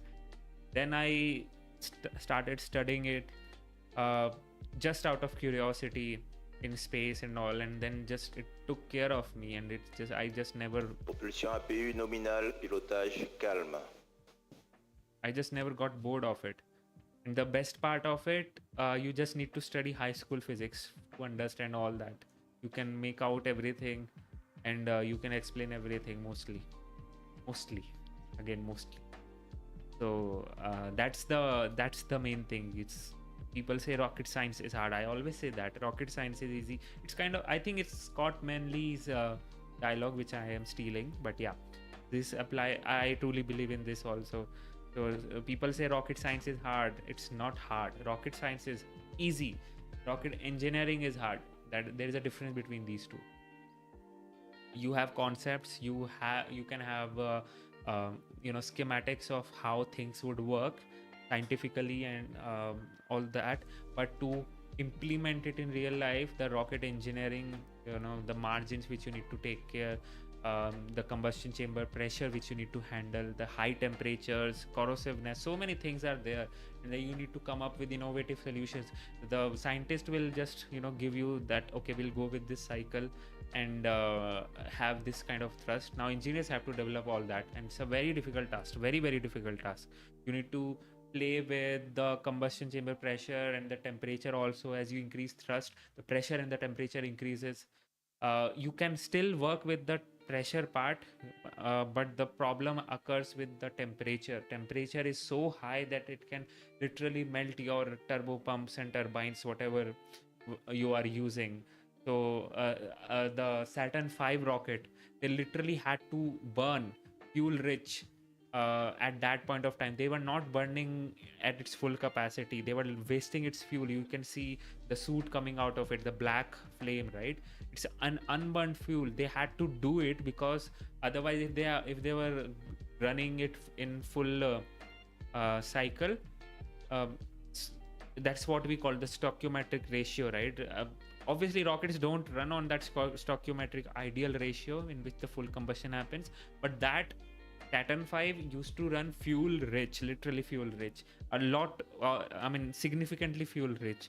And the reason being, they want to keep the temperature steady in the engines. They were getting too much of too high of temperatures, and they obviously at that times, we might have good alloys now, but we have also seen Raptors melting, right? So there is that.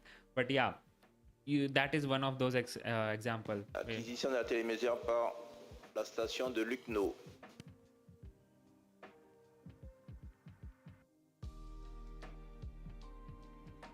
Yes, thanks for the appreciation, Kelly. I try to do that. Being made by, I haven't seen that. Datta. Yes, very well, Now the ground station has shifted to Lucknow.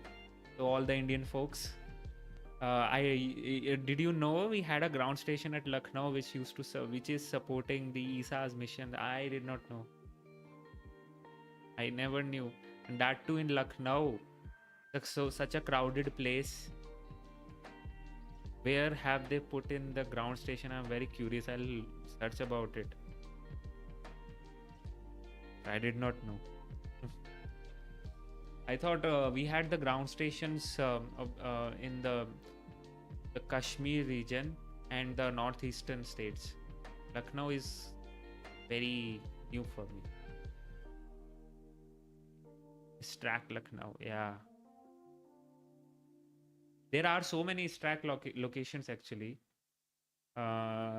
which we haven't discovered. It's there, but we haven't just searched on it. I think there is one in Bengal also. I've seen the HQ. It's not Strack one. It's, I think, a remote sensing office, if I'm not wrong. I don't remember.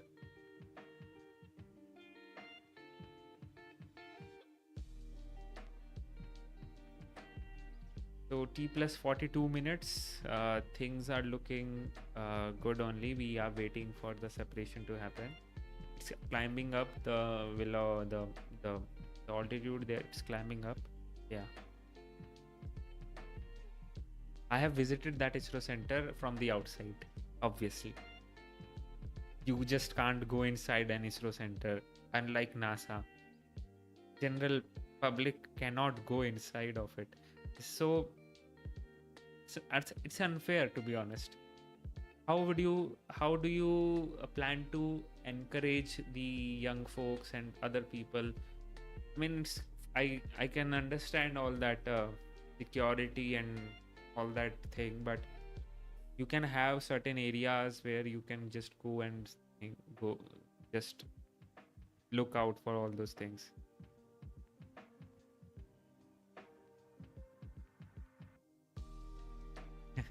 Hopefully hopefully.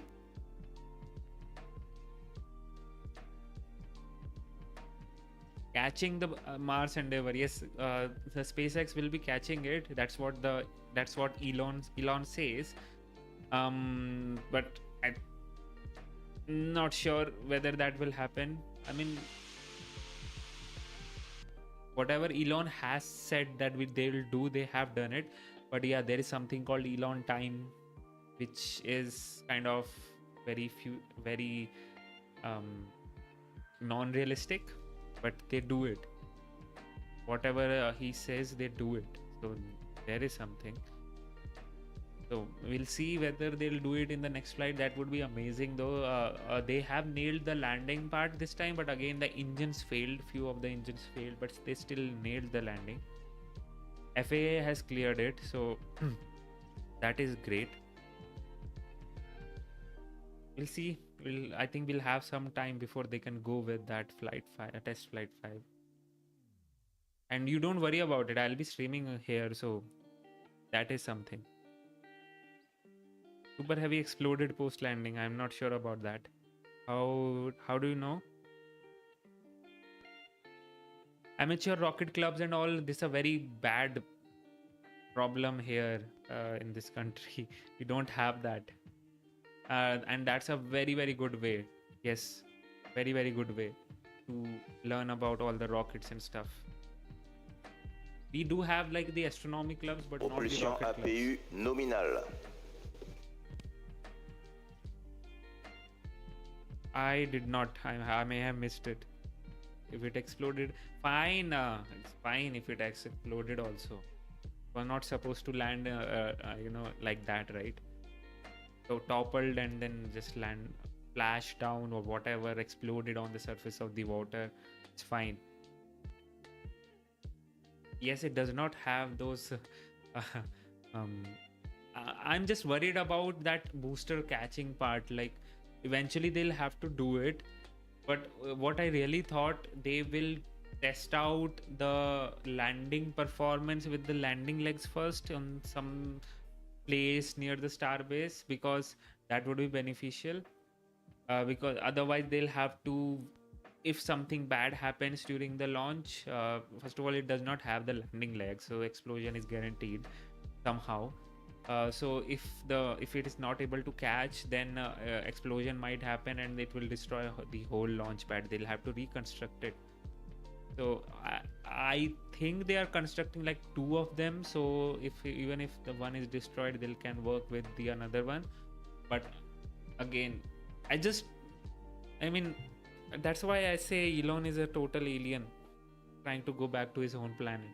Because these kind of things, right, they just don't fit into my mind, fit into anyone's mind. Like literally they'll be catching the super heavy booster, not even a Falcon heavy booster, super heavy booster, and it will not have any landing legs. It will just be caught. Just crazy to even think about it.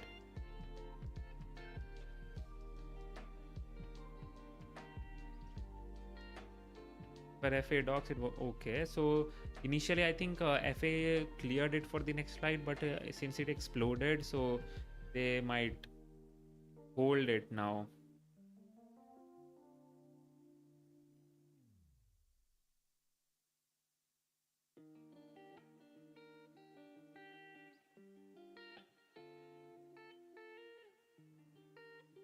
We have topper people over here, right?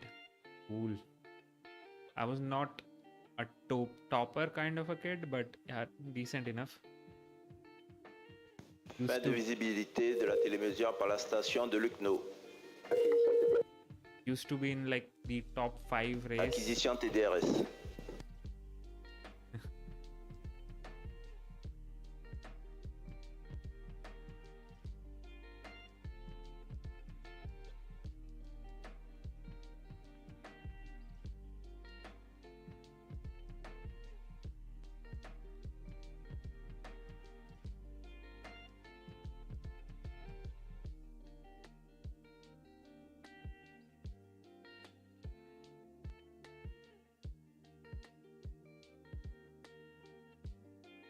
Yeah, wildflower, cool, college, whatever.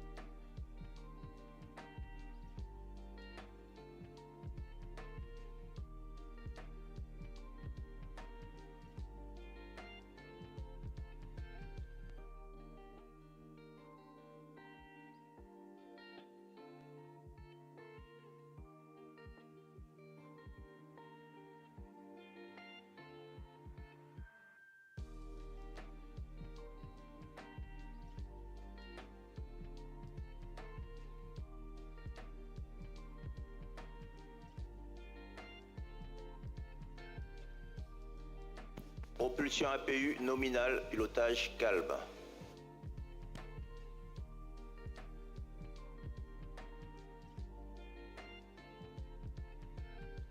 It's totally upside down right now. That is some configuration to launch, some orientation to launch.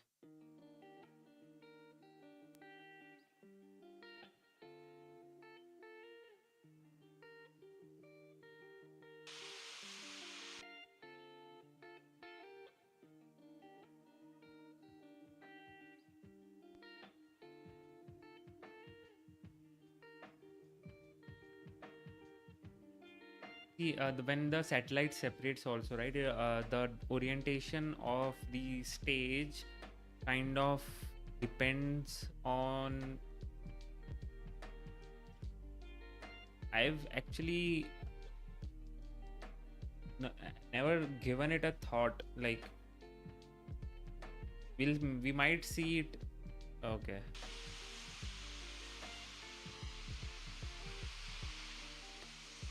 These are the launch highlights, obviously.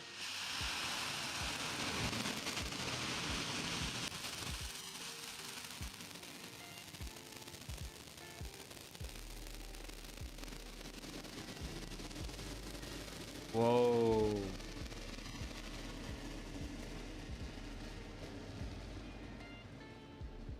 From all the camera, and there we have the bulb going out.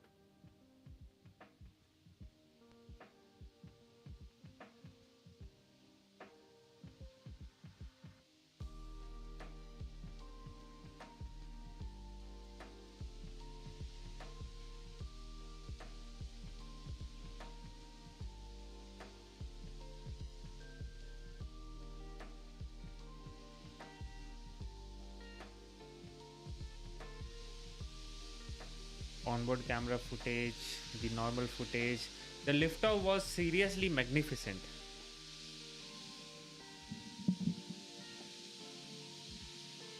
Look at those boosters go also. The trail of thrust, the side boosters going off. Amazing. And then the engine, main engine separation also. Look at that.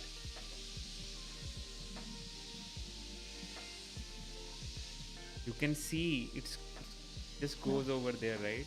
And thrusters are working for that. Welcome back to our live broadcast. Fantastic shots there of Europe's new rocket, Ariane 6, lifting off from her newly built pad here at the European Spaceport. That was 52 minutes ago. I'm Katie Haswell, and I'm in mission control with Tina Buchner da Costa, who is a rocket systems expert from the European Space Agency. Tina, it's so great to have you with us. Thank you. Well, it's a pleasure to be here. It was an absolutely incredible launch. Ariane 6 performed like clockwork, and even the clouds parted and gave us clear skies for a beautiful view. Indeed, it was really a magical moment. And this liftoff, that toasting, which you saw, it was because of that solid rocket boosters separation. You have those side little the SRBs, solid rockets, solid separation motors, basically. That's what we say. The separation motors are there, which you saw when the SRB got separated. There was some fire coming out of the side. That was the reason why it got toasted on that side. There the booster was attached. minutes into the flight, we had separation of the main stage and the first ignition of the novel Vinci engine on the upper stage. The Vinci engine then burned for about 10 minutes, and since then we've been in coasting phase, which will last about 38 minutes. And right now everything is nominal, as we heard also during the break. And soon coming up is the second boost, so the first re-ignition for the Vinci engine. And we were tracked by Lucknow in India, hello India, during the break, and are now getting close to the north coast of Australia, actually. Indeed, and if anyone who's not familiar with the information on top of the screen, and now got it. Left-hand side. Why the orientation is like this?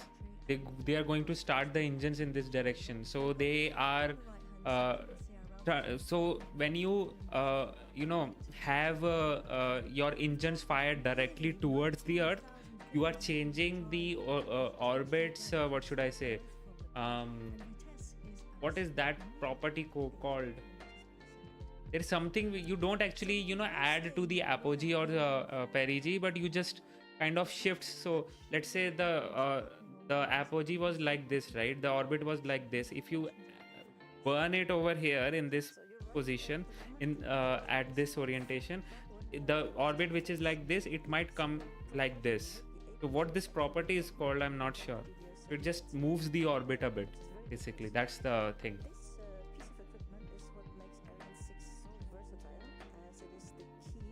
The reignition capability of the Vinci engine, actually. What it does, it uses fuel of the two main tanks and can create a small thrust, a constant thrust, as it has two little thrusters mounted on the rear side of the upper stage.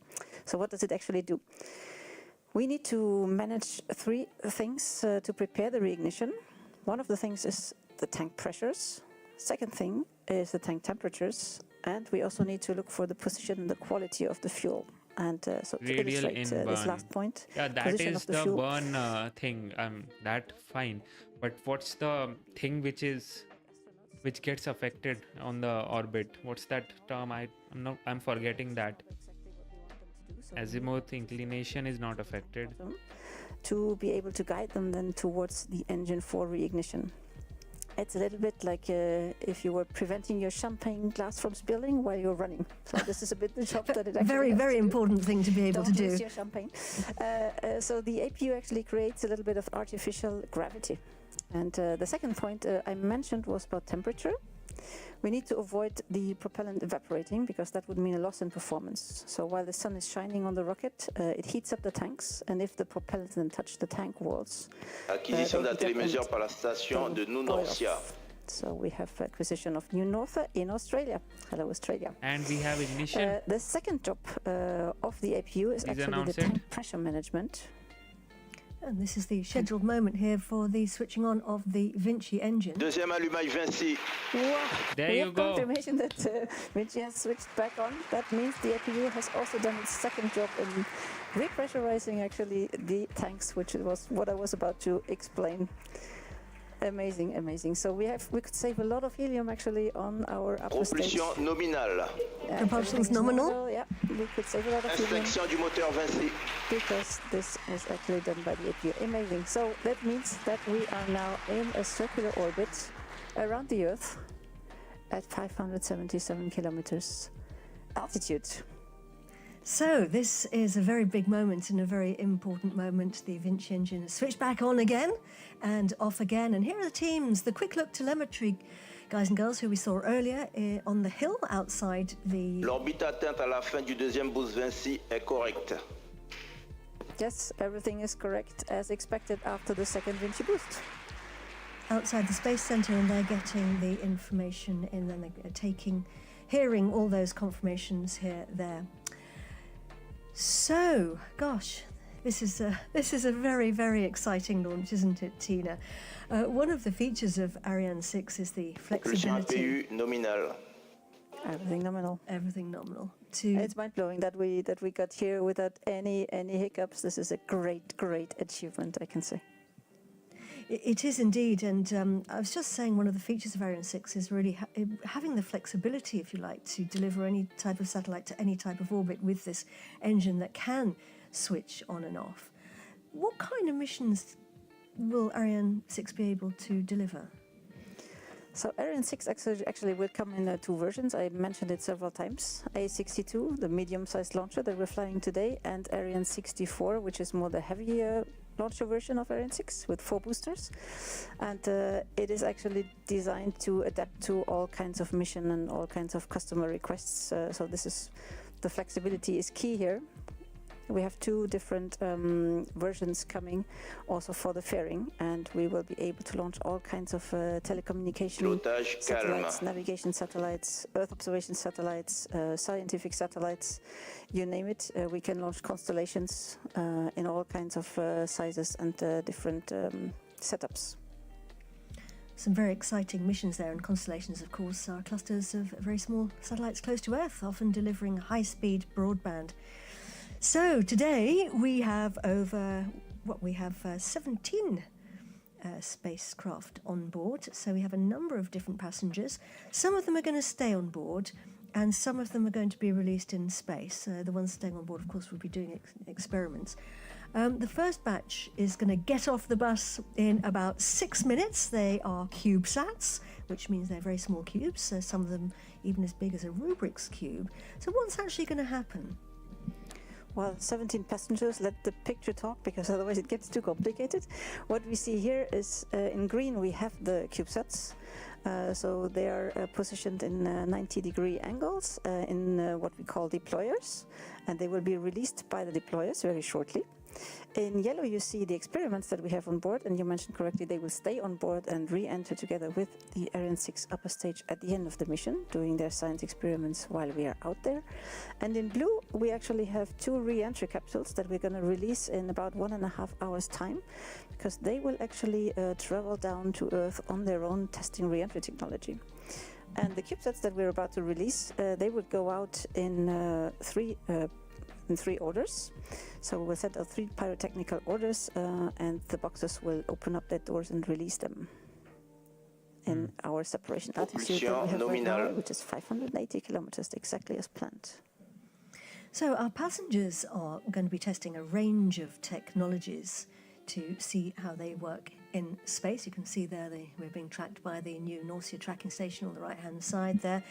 Let's find out a little bit about them now, a bit more about them.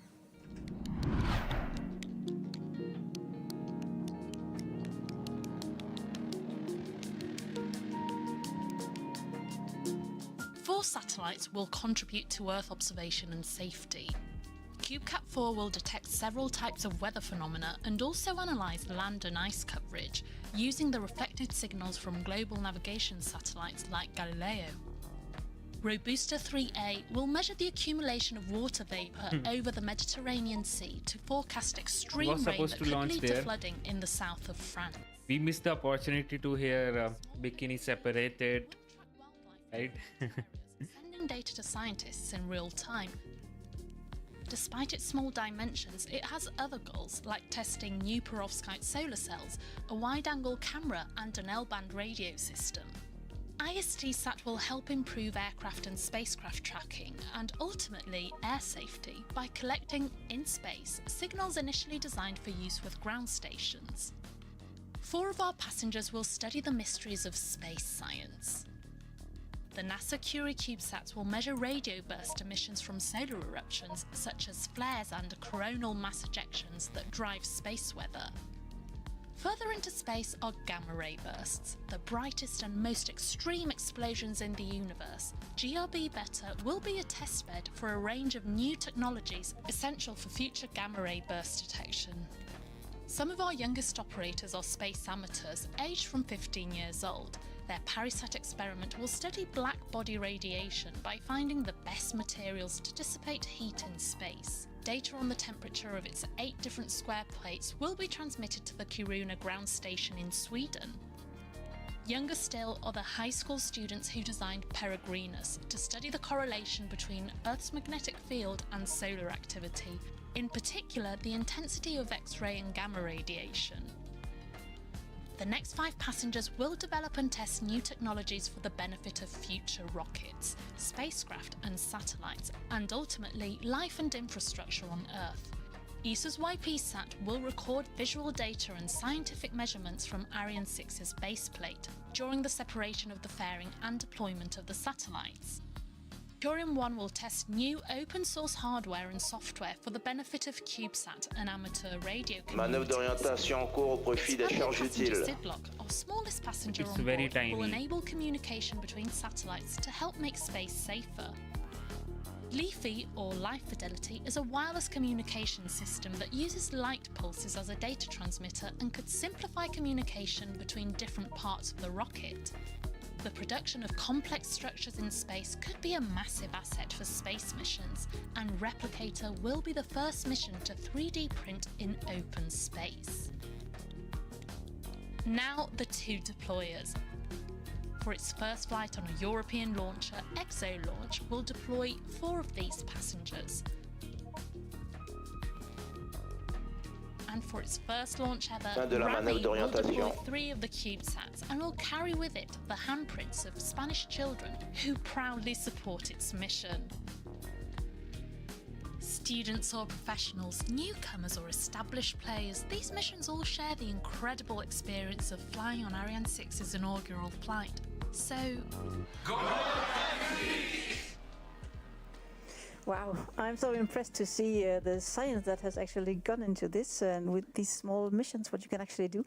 And it's totally fascinating how young our scientists here are. And imagine what an opportunity to be on this first flight of Ariane 6. Imagine being 15 and being part of all this adventure.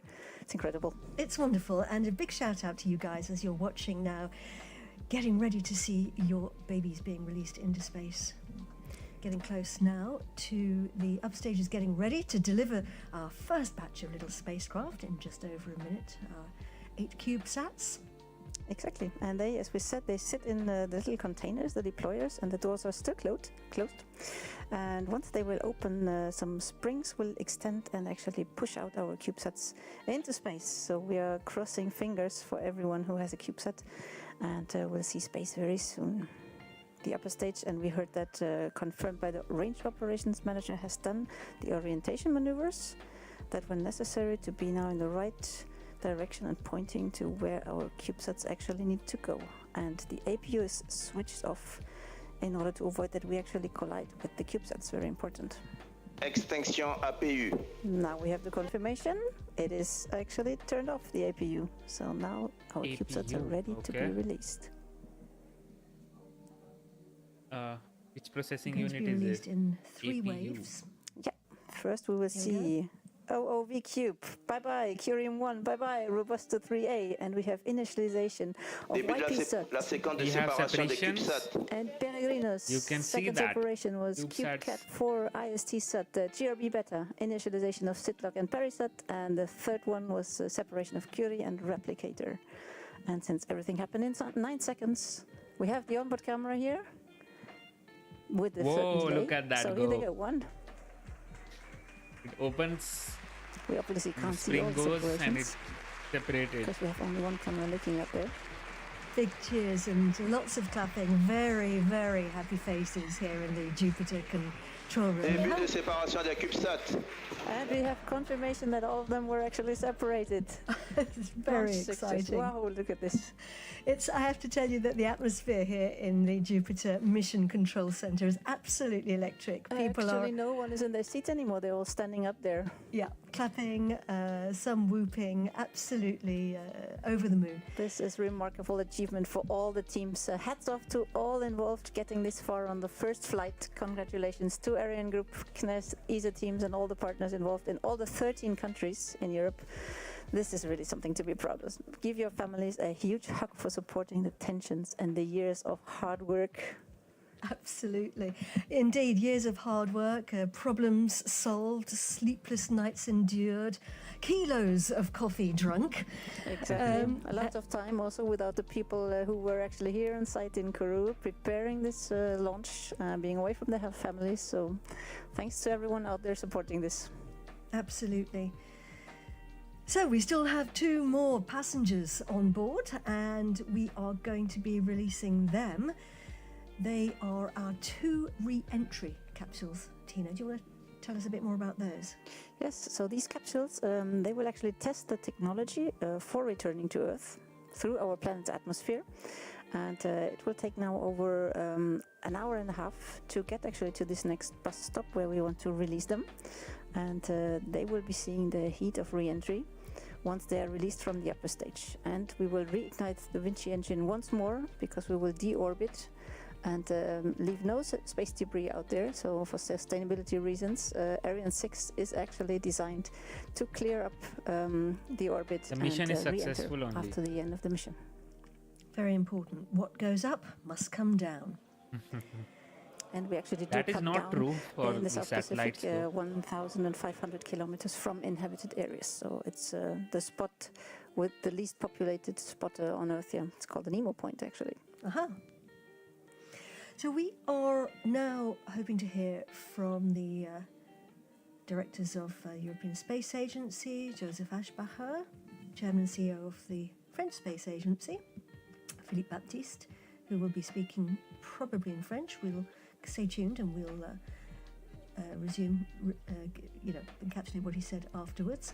Martin Sion, who is the CEO of Ariane Group, and Stefan Israel, who is the CEO of Arianespace. They're coming to the floor, hoping to hear from it them will be dropped at shortly. the Nemo point, as they said. So it's like it's the dumping place for all the satellites and everything which comes down. Thumbs up. Lots of clapping. So usually we have some sort of people from the left to the right, as they were just called explaining out. their On the deeds. left side, Joseph Aschbacher. We are looking at some very happy faces here. Indeed, very active faces. Let's cut our mics now and listen to them.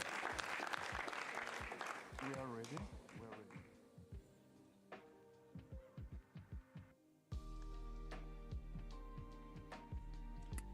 So very warm welcome to all of you who are listening here in different establishments, also of course here in Kourou. It is electric here, there's such a good mood, there's such a fantastic feeling here. But let me really just express a few emotions from my side. A big thank you to all of those people who have worked on this launcher. We are making history now, we're making history, we are succeeding. That's near Australia. Yep, it's Australia, the wild flag. We had the third separation command of the payload. We had the APU, we had the APU firing and cut off. We had the upper stage firing cut off, the Vinci engine. Everything is nominal, everything is going so well, and this is such a beautiful moment. So thank you, industry, thank you, task force members, Ariane Group, Arianespace, CNES. We have been working together with my team of ESA. Everyone has been really giving its best to make this a success. It's a historic day for ESA, it's a historic day for space in Europe, it's a historic day for Europe, because this fires up, powers up Europe, because we need the data from the satellites that our Ariane rocket will launch in the future. So big thank you, big day to celebrate from our side.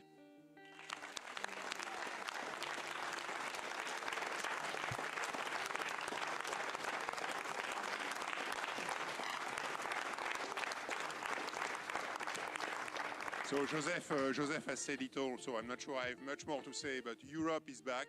Europe is back in space, so this is a very important moment. Thank you very much. Thank you, of course, also to French Guiana, to CSJ team, who has been working very, very well and was very challenged over the last few years. So it's a great moment, and Europe is back in space. So thanks a lot. Yep, it's back.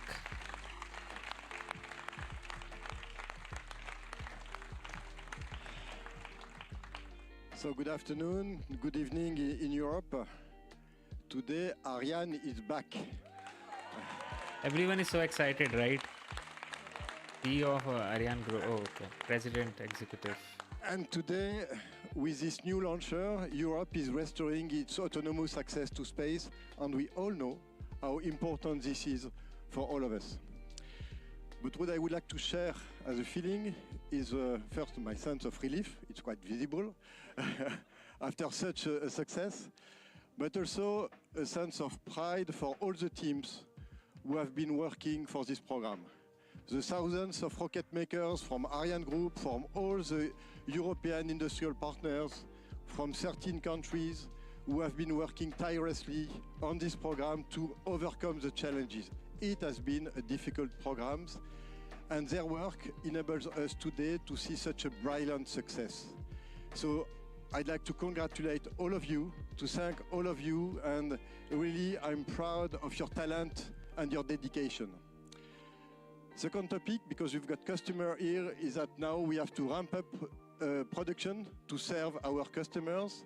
It is already ongoing, and it starts by a next launch before a year end, and this will be another interesting episode in the saga. And the last topic I'd like to mention is that the mission is not yet completed. The upper stage is still in orbit, maneuvering, and we are expecting a lot of precious information to prepare for the future. So, go Ariane 6, go!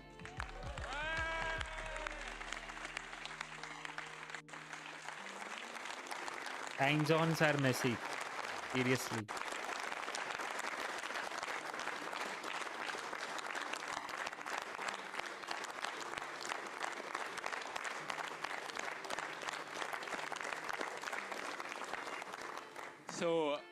I want first to thank all the member states who have participated in the funding of the program. We have here former Minister Geneviève Furazo, we have Anna Christmann, space coordinator in Germany, and it would not have been possible without their continuous support. So thanks to all of the member states of ESA who made this success possible. The second thing I want to say is to, as said by Martin, to congratulate all teams. This decision has been made since a decade, and all teams who have worked for this success in the agencies, in industry, is an outstanding Team Europe, and today it is their success, and they must be very proud of what they have achieved. And last but not least, it's our customers. Allumage APU. During these years, the customers stand on our side. We have a backlog of 29 launches to deliver 29 for both institutional and commercial customers. Wow. It would not have been possible without their trust and without their loyalty to Arianespace. So my thought now is going to our customers who have been on our side, and now we must deliver. And I am very proud to announce that what has been achieved since 1 hour and 6 minutes and what is currently being achieved allows us to make a mission for the French MOD by the end of the year, and it would be the second mission of Ariane 6 and the first operational mission. Thank you very much.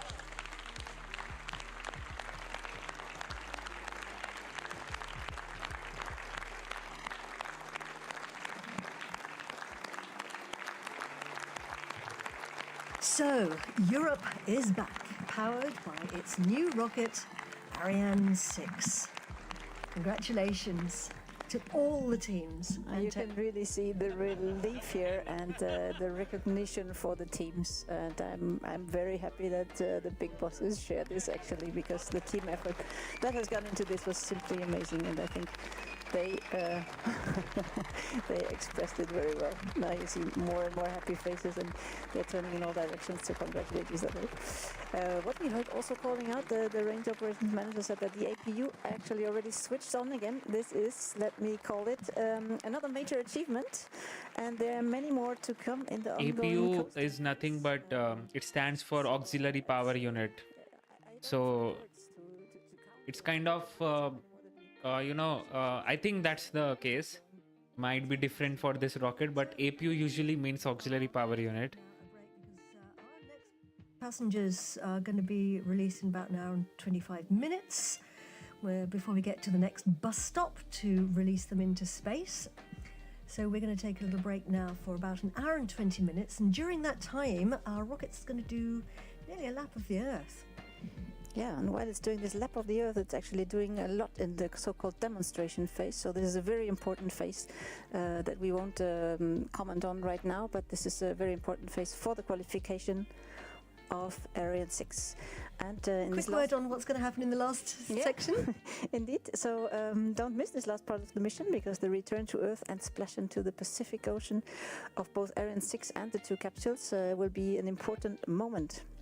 And we are going to have a replay of that fantastic launch. Join us after that in an hour and 20 minutes to find out about the mysteries of Space Case and Bikini. Now watch the replays. Bikini. Should we stream? I don't think so. Until that time. This was such a beautiful liftoff. I remember the Ariane 5 used to be like this, but this tops Ariane 5. This tops it for sure.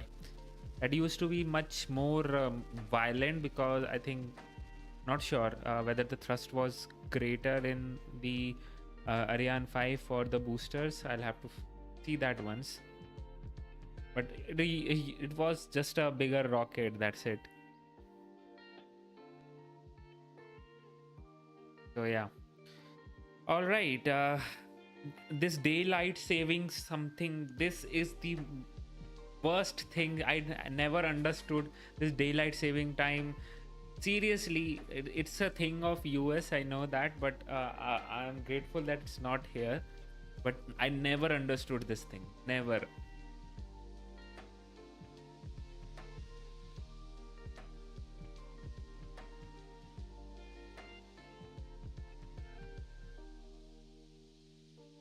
these boosters which were running, right, the separation motors, that toasted that part up, which you will see now.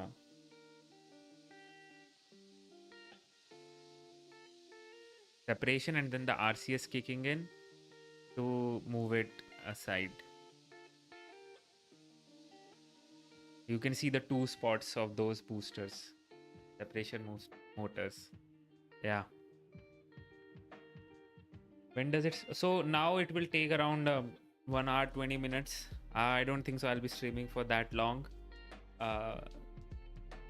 Simply was so farmers' kids could work in more daylight and still go to school. Huh? Seriously? No, I saw one video where Neil was explaining that, and if he was unable to explain me, I don't think so. No, anyone else would be able to. So I don't know. I'll be going on the Twitter now, obviously.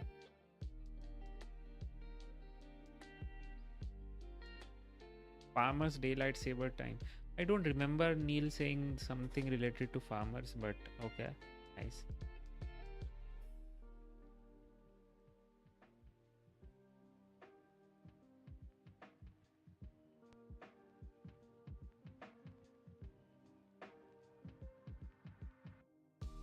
You all guys were watching in this. Great. Which channel is this? Huh?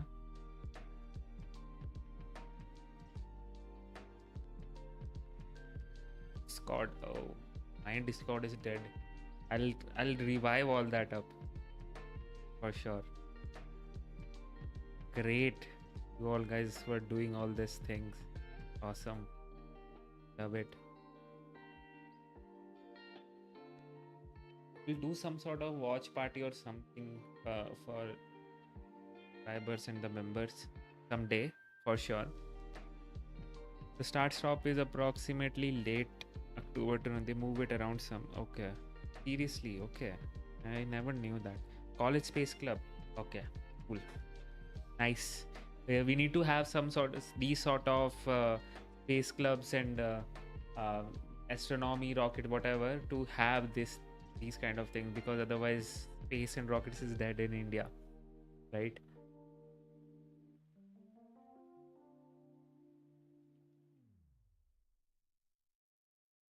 Second crewed mission. Hygiene systems. Okay, sanitary systems will be tested. 3-day mission. First cargo mission to ISS. ISS. Re-entry recovery of crew module. First module of Bhartiya Antariksh Station and node. Okay. I did not like this name, Bhartiya Antariksh Station. BAS. ISS. We have CSS. It should be BSS. Bhartiya Space Station.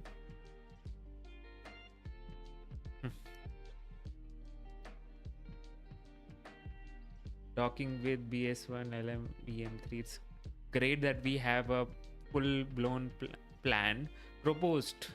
Still, it's proposed that we'll be doing this for the Gaganyaan mission, constructing our own space station. I can't imagine my kids going, maybe having a path of becoming astronauts or Vyomnauts or Gagannauts or Vyomyatris. All these things are up for debate, right?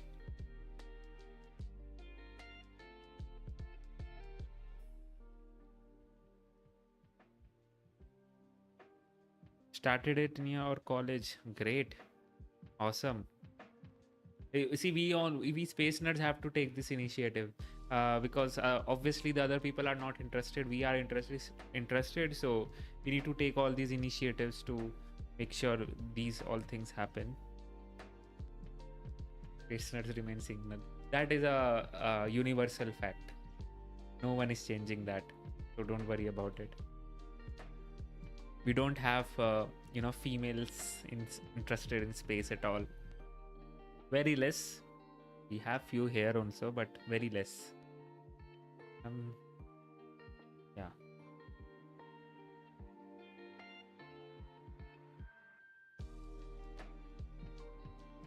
So we'll do one thing. I will take up that meme wala thing seriously. See if we can do something about it. Yeah, I know Wildflower is here. She is here. Some few people more are here. Few females are here. But again, the majority, it's like, 80-20 ratio.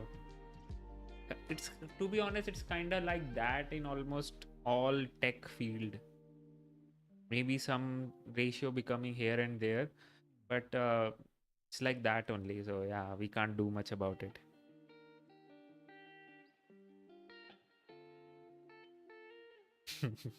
Are you a dude, Wildflower? That's the bigger question.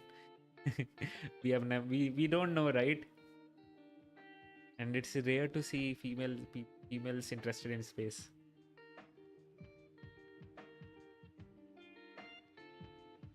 All right.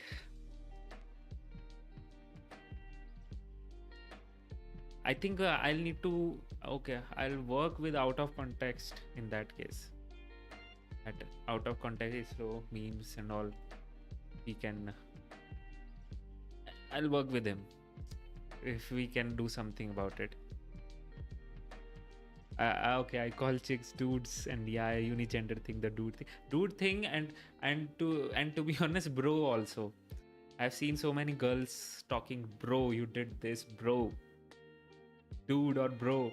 Dude is still a universal, but bro, they do it, bro.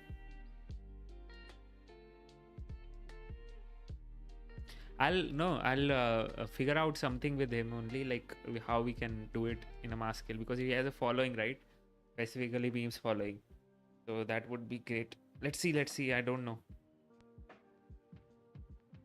I have a central place for submission, or maybe on Twitter only.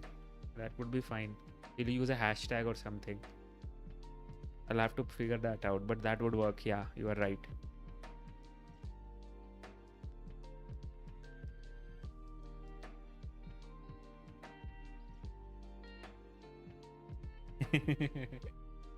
That is so true. That is so true, Depratindatta. I mean, the girls use this, and you don't know whether they're using it to call you bro, brother wala bro, or just a friend wala bro. So you never know, and it confuses a lot. So, and it's kind of becomes an what should I say, involuntary speech for me to say something about it afterwards, which I don't want to, which I have now convinced myself that I won't speak if someone does that. But yeah, it's very true.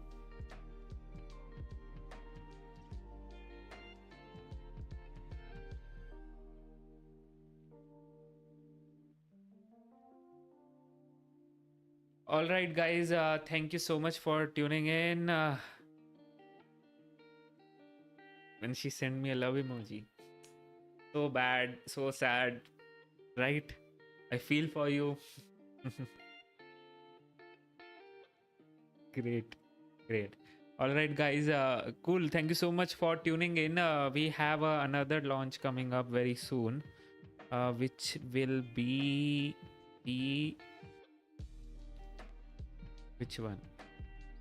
I think the SSLV only it will be now.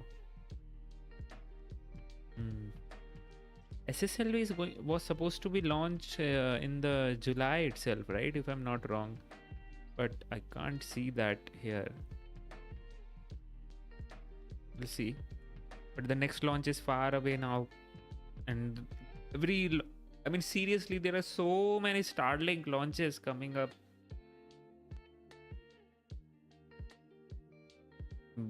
Bigger launches, the Polaris Dawn and the transporter mission. So that will happen. So next is most probably be a transporter mission on July 18.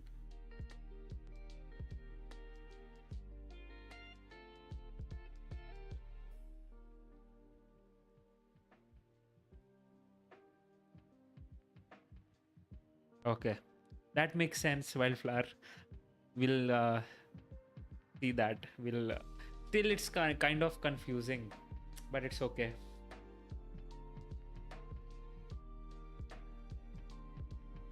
Space Rickshaw, SLV, yes. TVD2 is always one. It's like it's like one of those launches where you will be you have to wait. It's like coming up. You are all ready about it, and then you get the news. It slipped again. It slipped, and then finally it will be there. You won't be hyped about it because all the hype and everything just dried up at that point of time. Just dries up, so you just don't know. It has happened to me a lot, especially with the Gaganyaan mission. Gaganyaan was the promised so much. It was I mean the hype was insane for it, and then it's just getting delayed. It just died for me. I mean, obviously when it will again be picked up, I'll read about it. It will, I mean, the hype will again generate, but it sucks to be a space fan. That's what I'll say.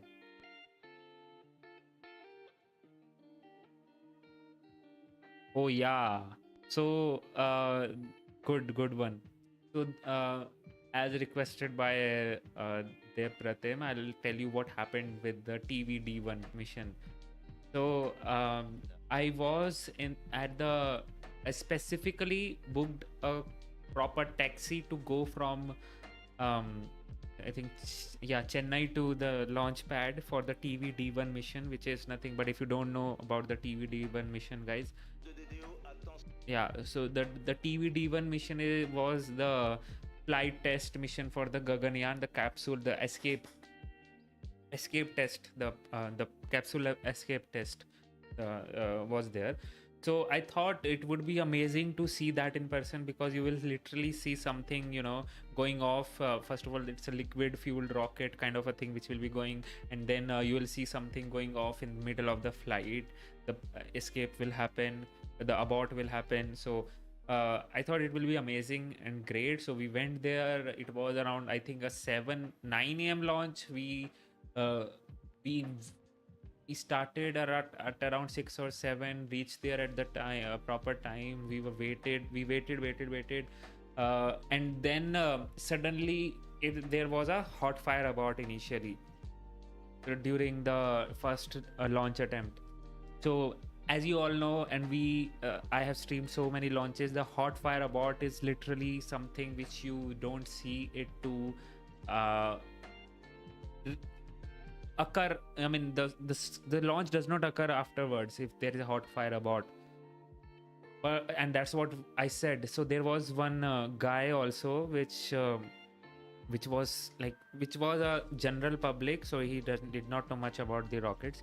He asked me what is happening. So I said there is, like, it's scrubbed for the day. He did not understand the word scrub, but I tried to explain him. And then I said, now he asked me whether the launch will happen again or not.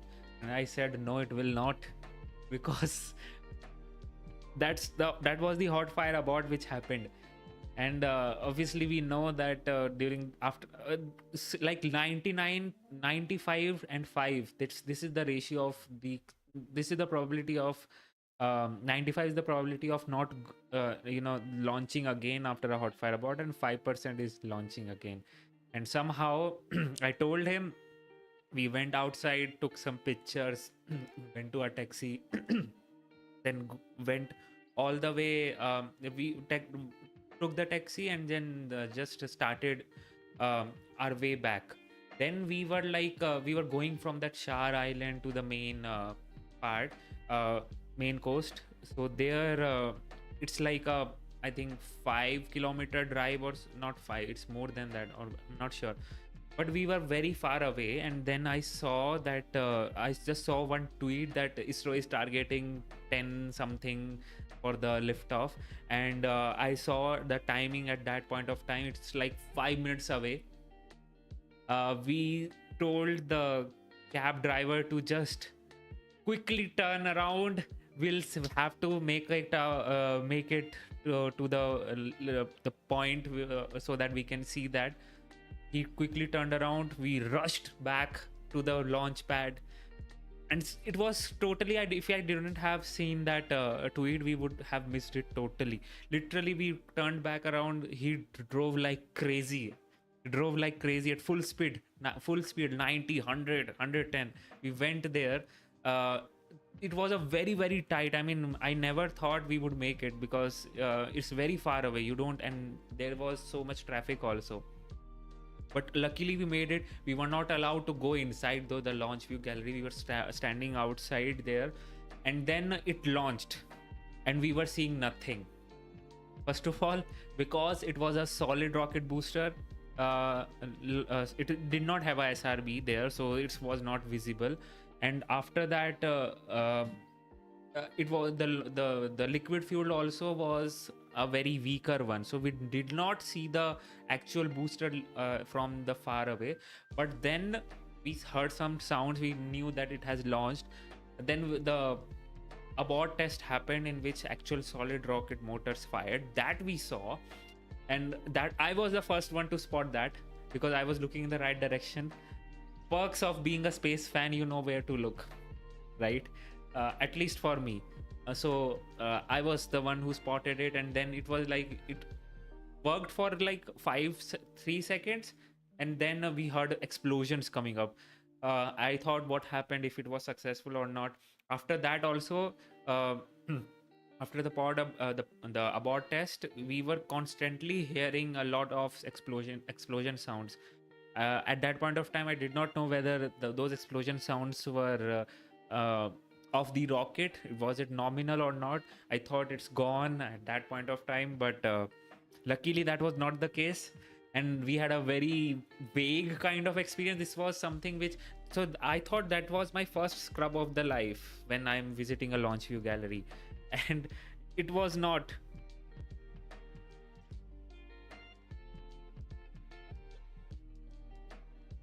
So it was like I think I'll uploaded a video also on the channel regarding that. The shots, basically, we have seen that. Did I? No, I did not. Why I must have tweeted about it, and for sure. But how will I search it? But yeah, there was this one. Yeah. There. What happened? You can see 2 things there. Oh, blast also happened actually. I was totally, so don't listen to my voice. I did not understand what is going on. I literally, you can't figure out anything. So this is like after this we started filming after the main the motors fired. The actual visual was when the motor was firing, you could see those fire, orange, brownish orange fire over there. So that was the thing. But yeah, that was something. Yeah, you made sure I remember that, right? And then this also happened. In Shar, why are we launching rockets? Because of this. Literally, you can see translocation of monkeys from Shar colonies. This is the reason why we are not launching rockets from ISRO, right?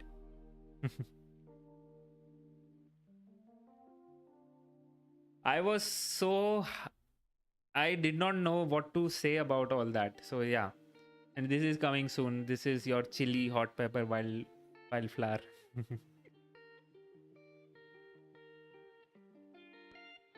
All right, guys. I think what is the status here? Yeah, it's fine. It's working for the expectations. It's going over the South America now. Almost completed a full lap. Great. Cool. They were literally waiting me to join, make fun of me because I'm a Mark II gang. we'll do something about that also. Mark 3 people are literally taking over, which should not happen. We also got I mean, the Mark 2 revival happened, right? With the RLV being launched in from Mark 2 now, the proper revival of Mark 2 is there. So I'm not sure how long will that be sustained, but hey, that's something. So yeah, that's good. Cool. Thank you so much for tuning in, guys. I hope you liked the stream. If you did, give it a thumbs up and subscribe if you haven't already, because there's something great coming up very soon which you would love it. And yeah, we'll meet again for the next launch, hopefully on the 18th. And so thank you so much for tuning in. Until then, this is Priyanshu Rohila. You just saw Rocket Gyan. Stay safe, stay healthy, and bye.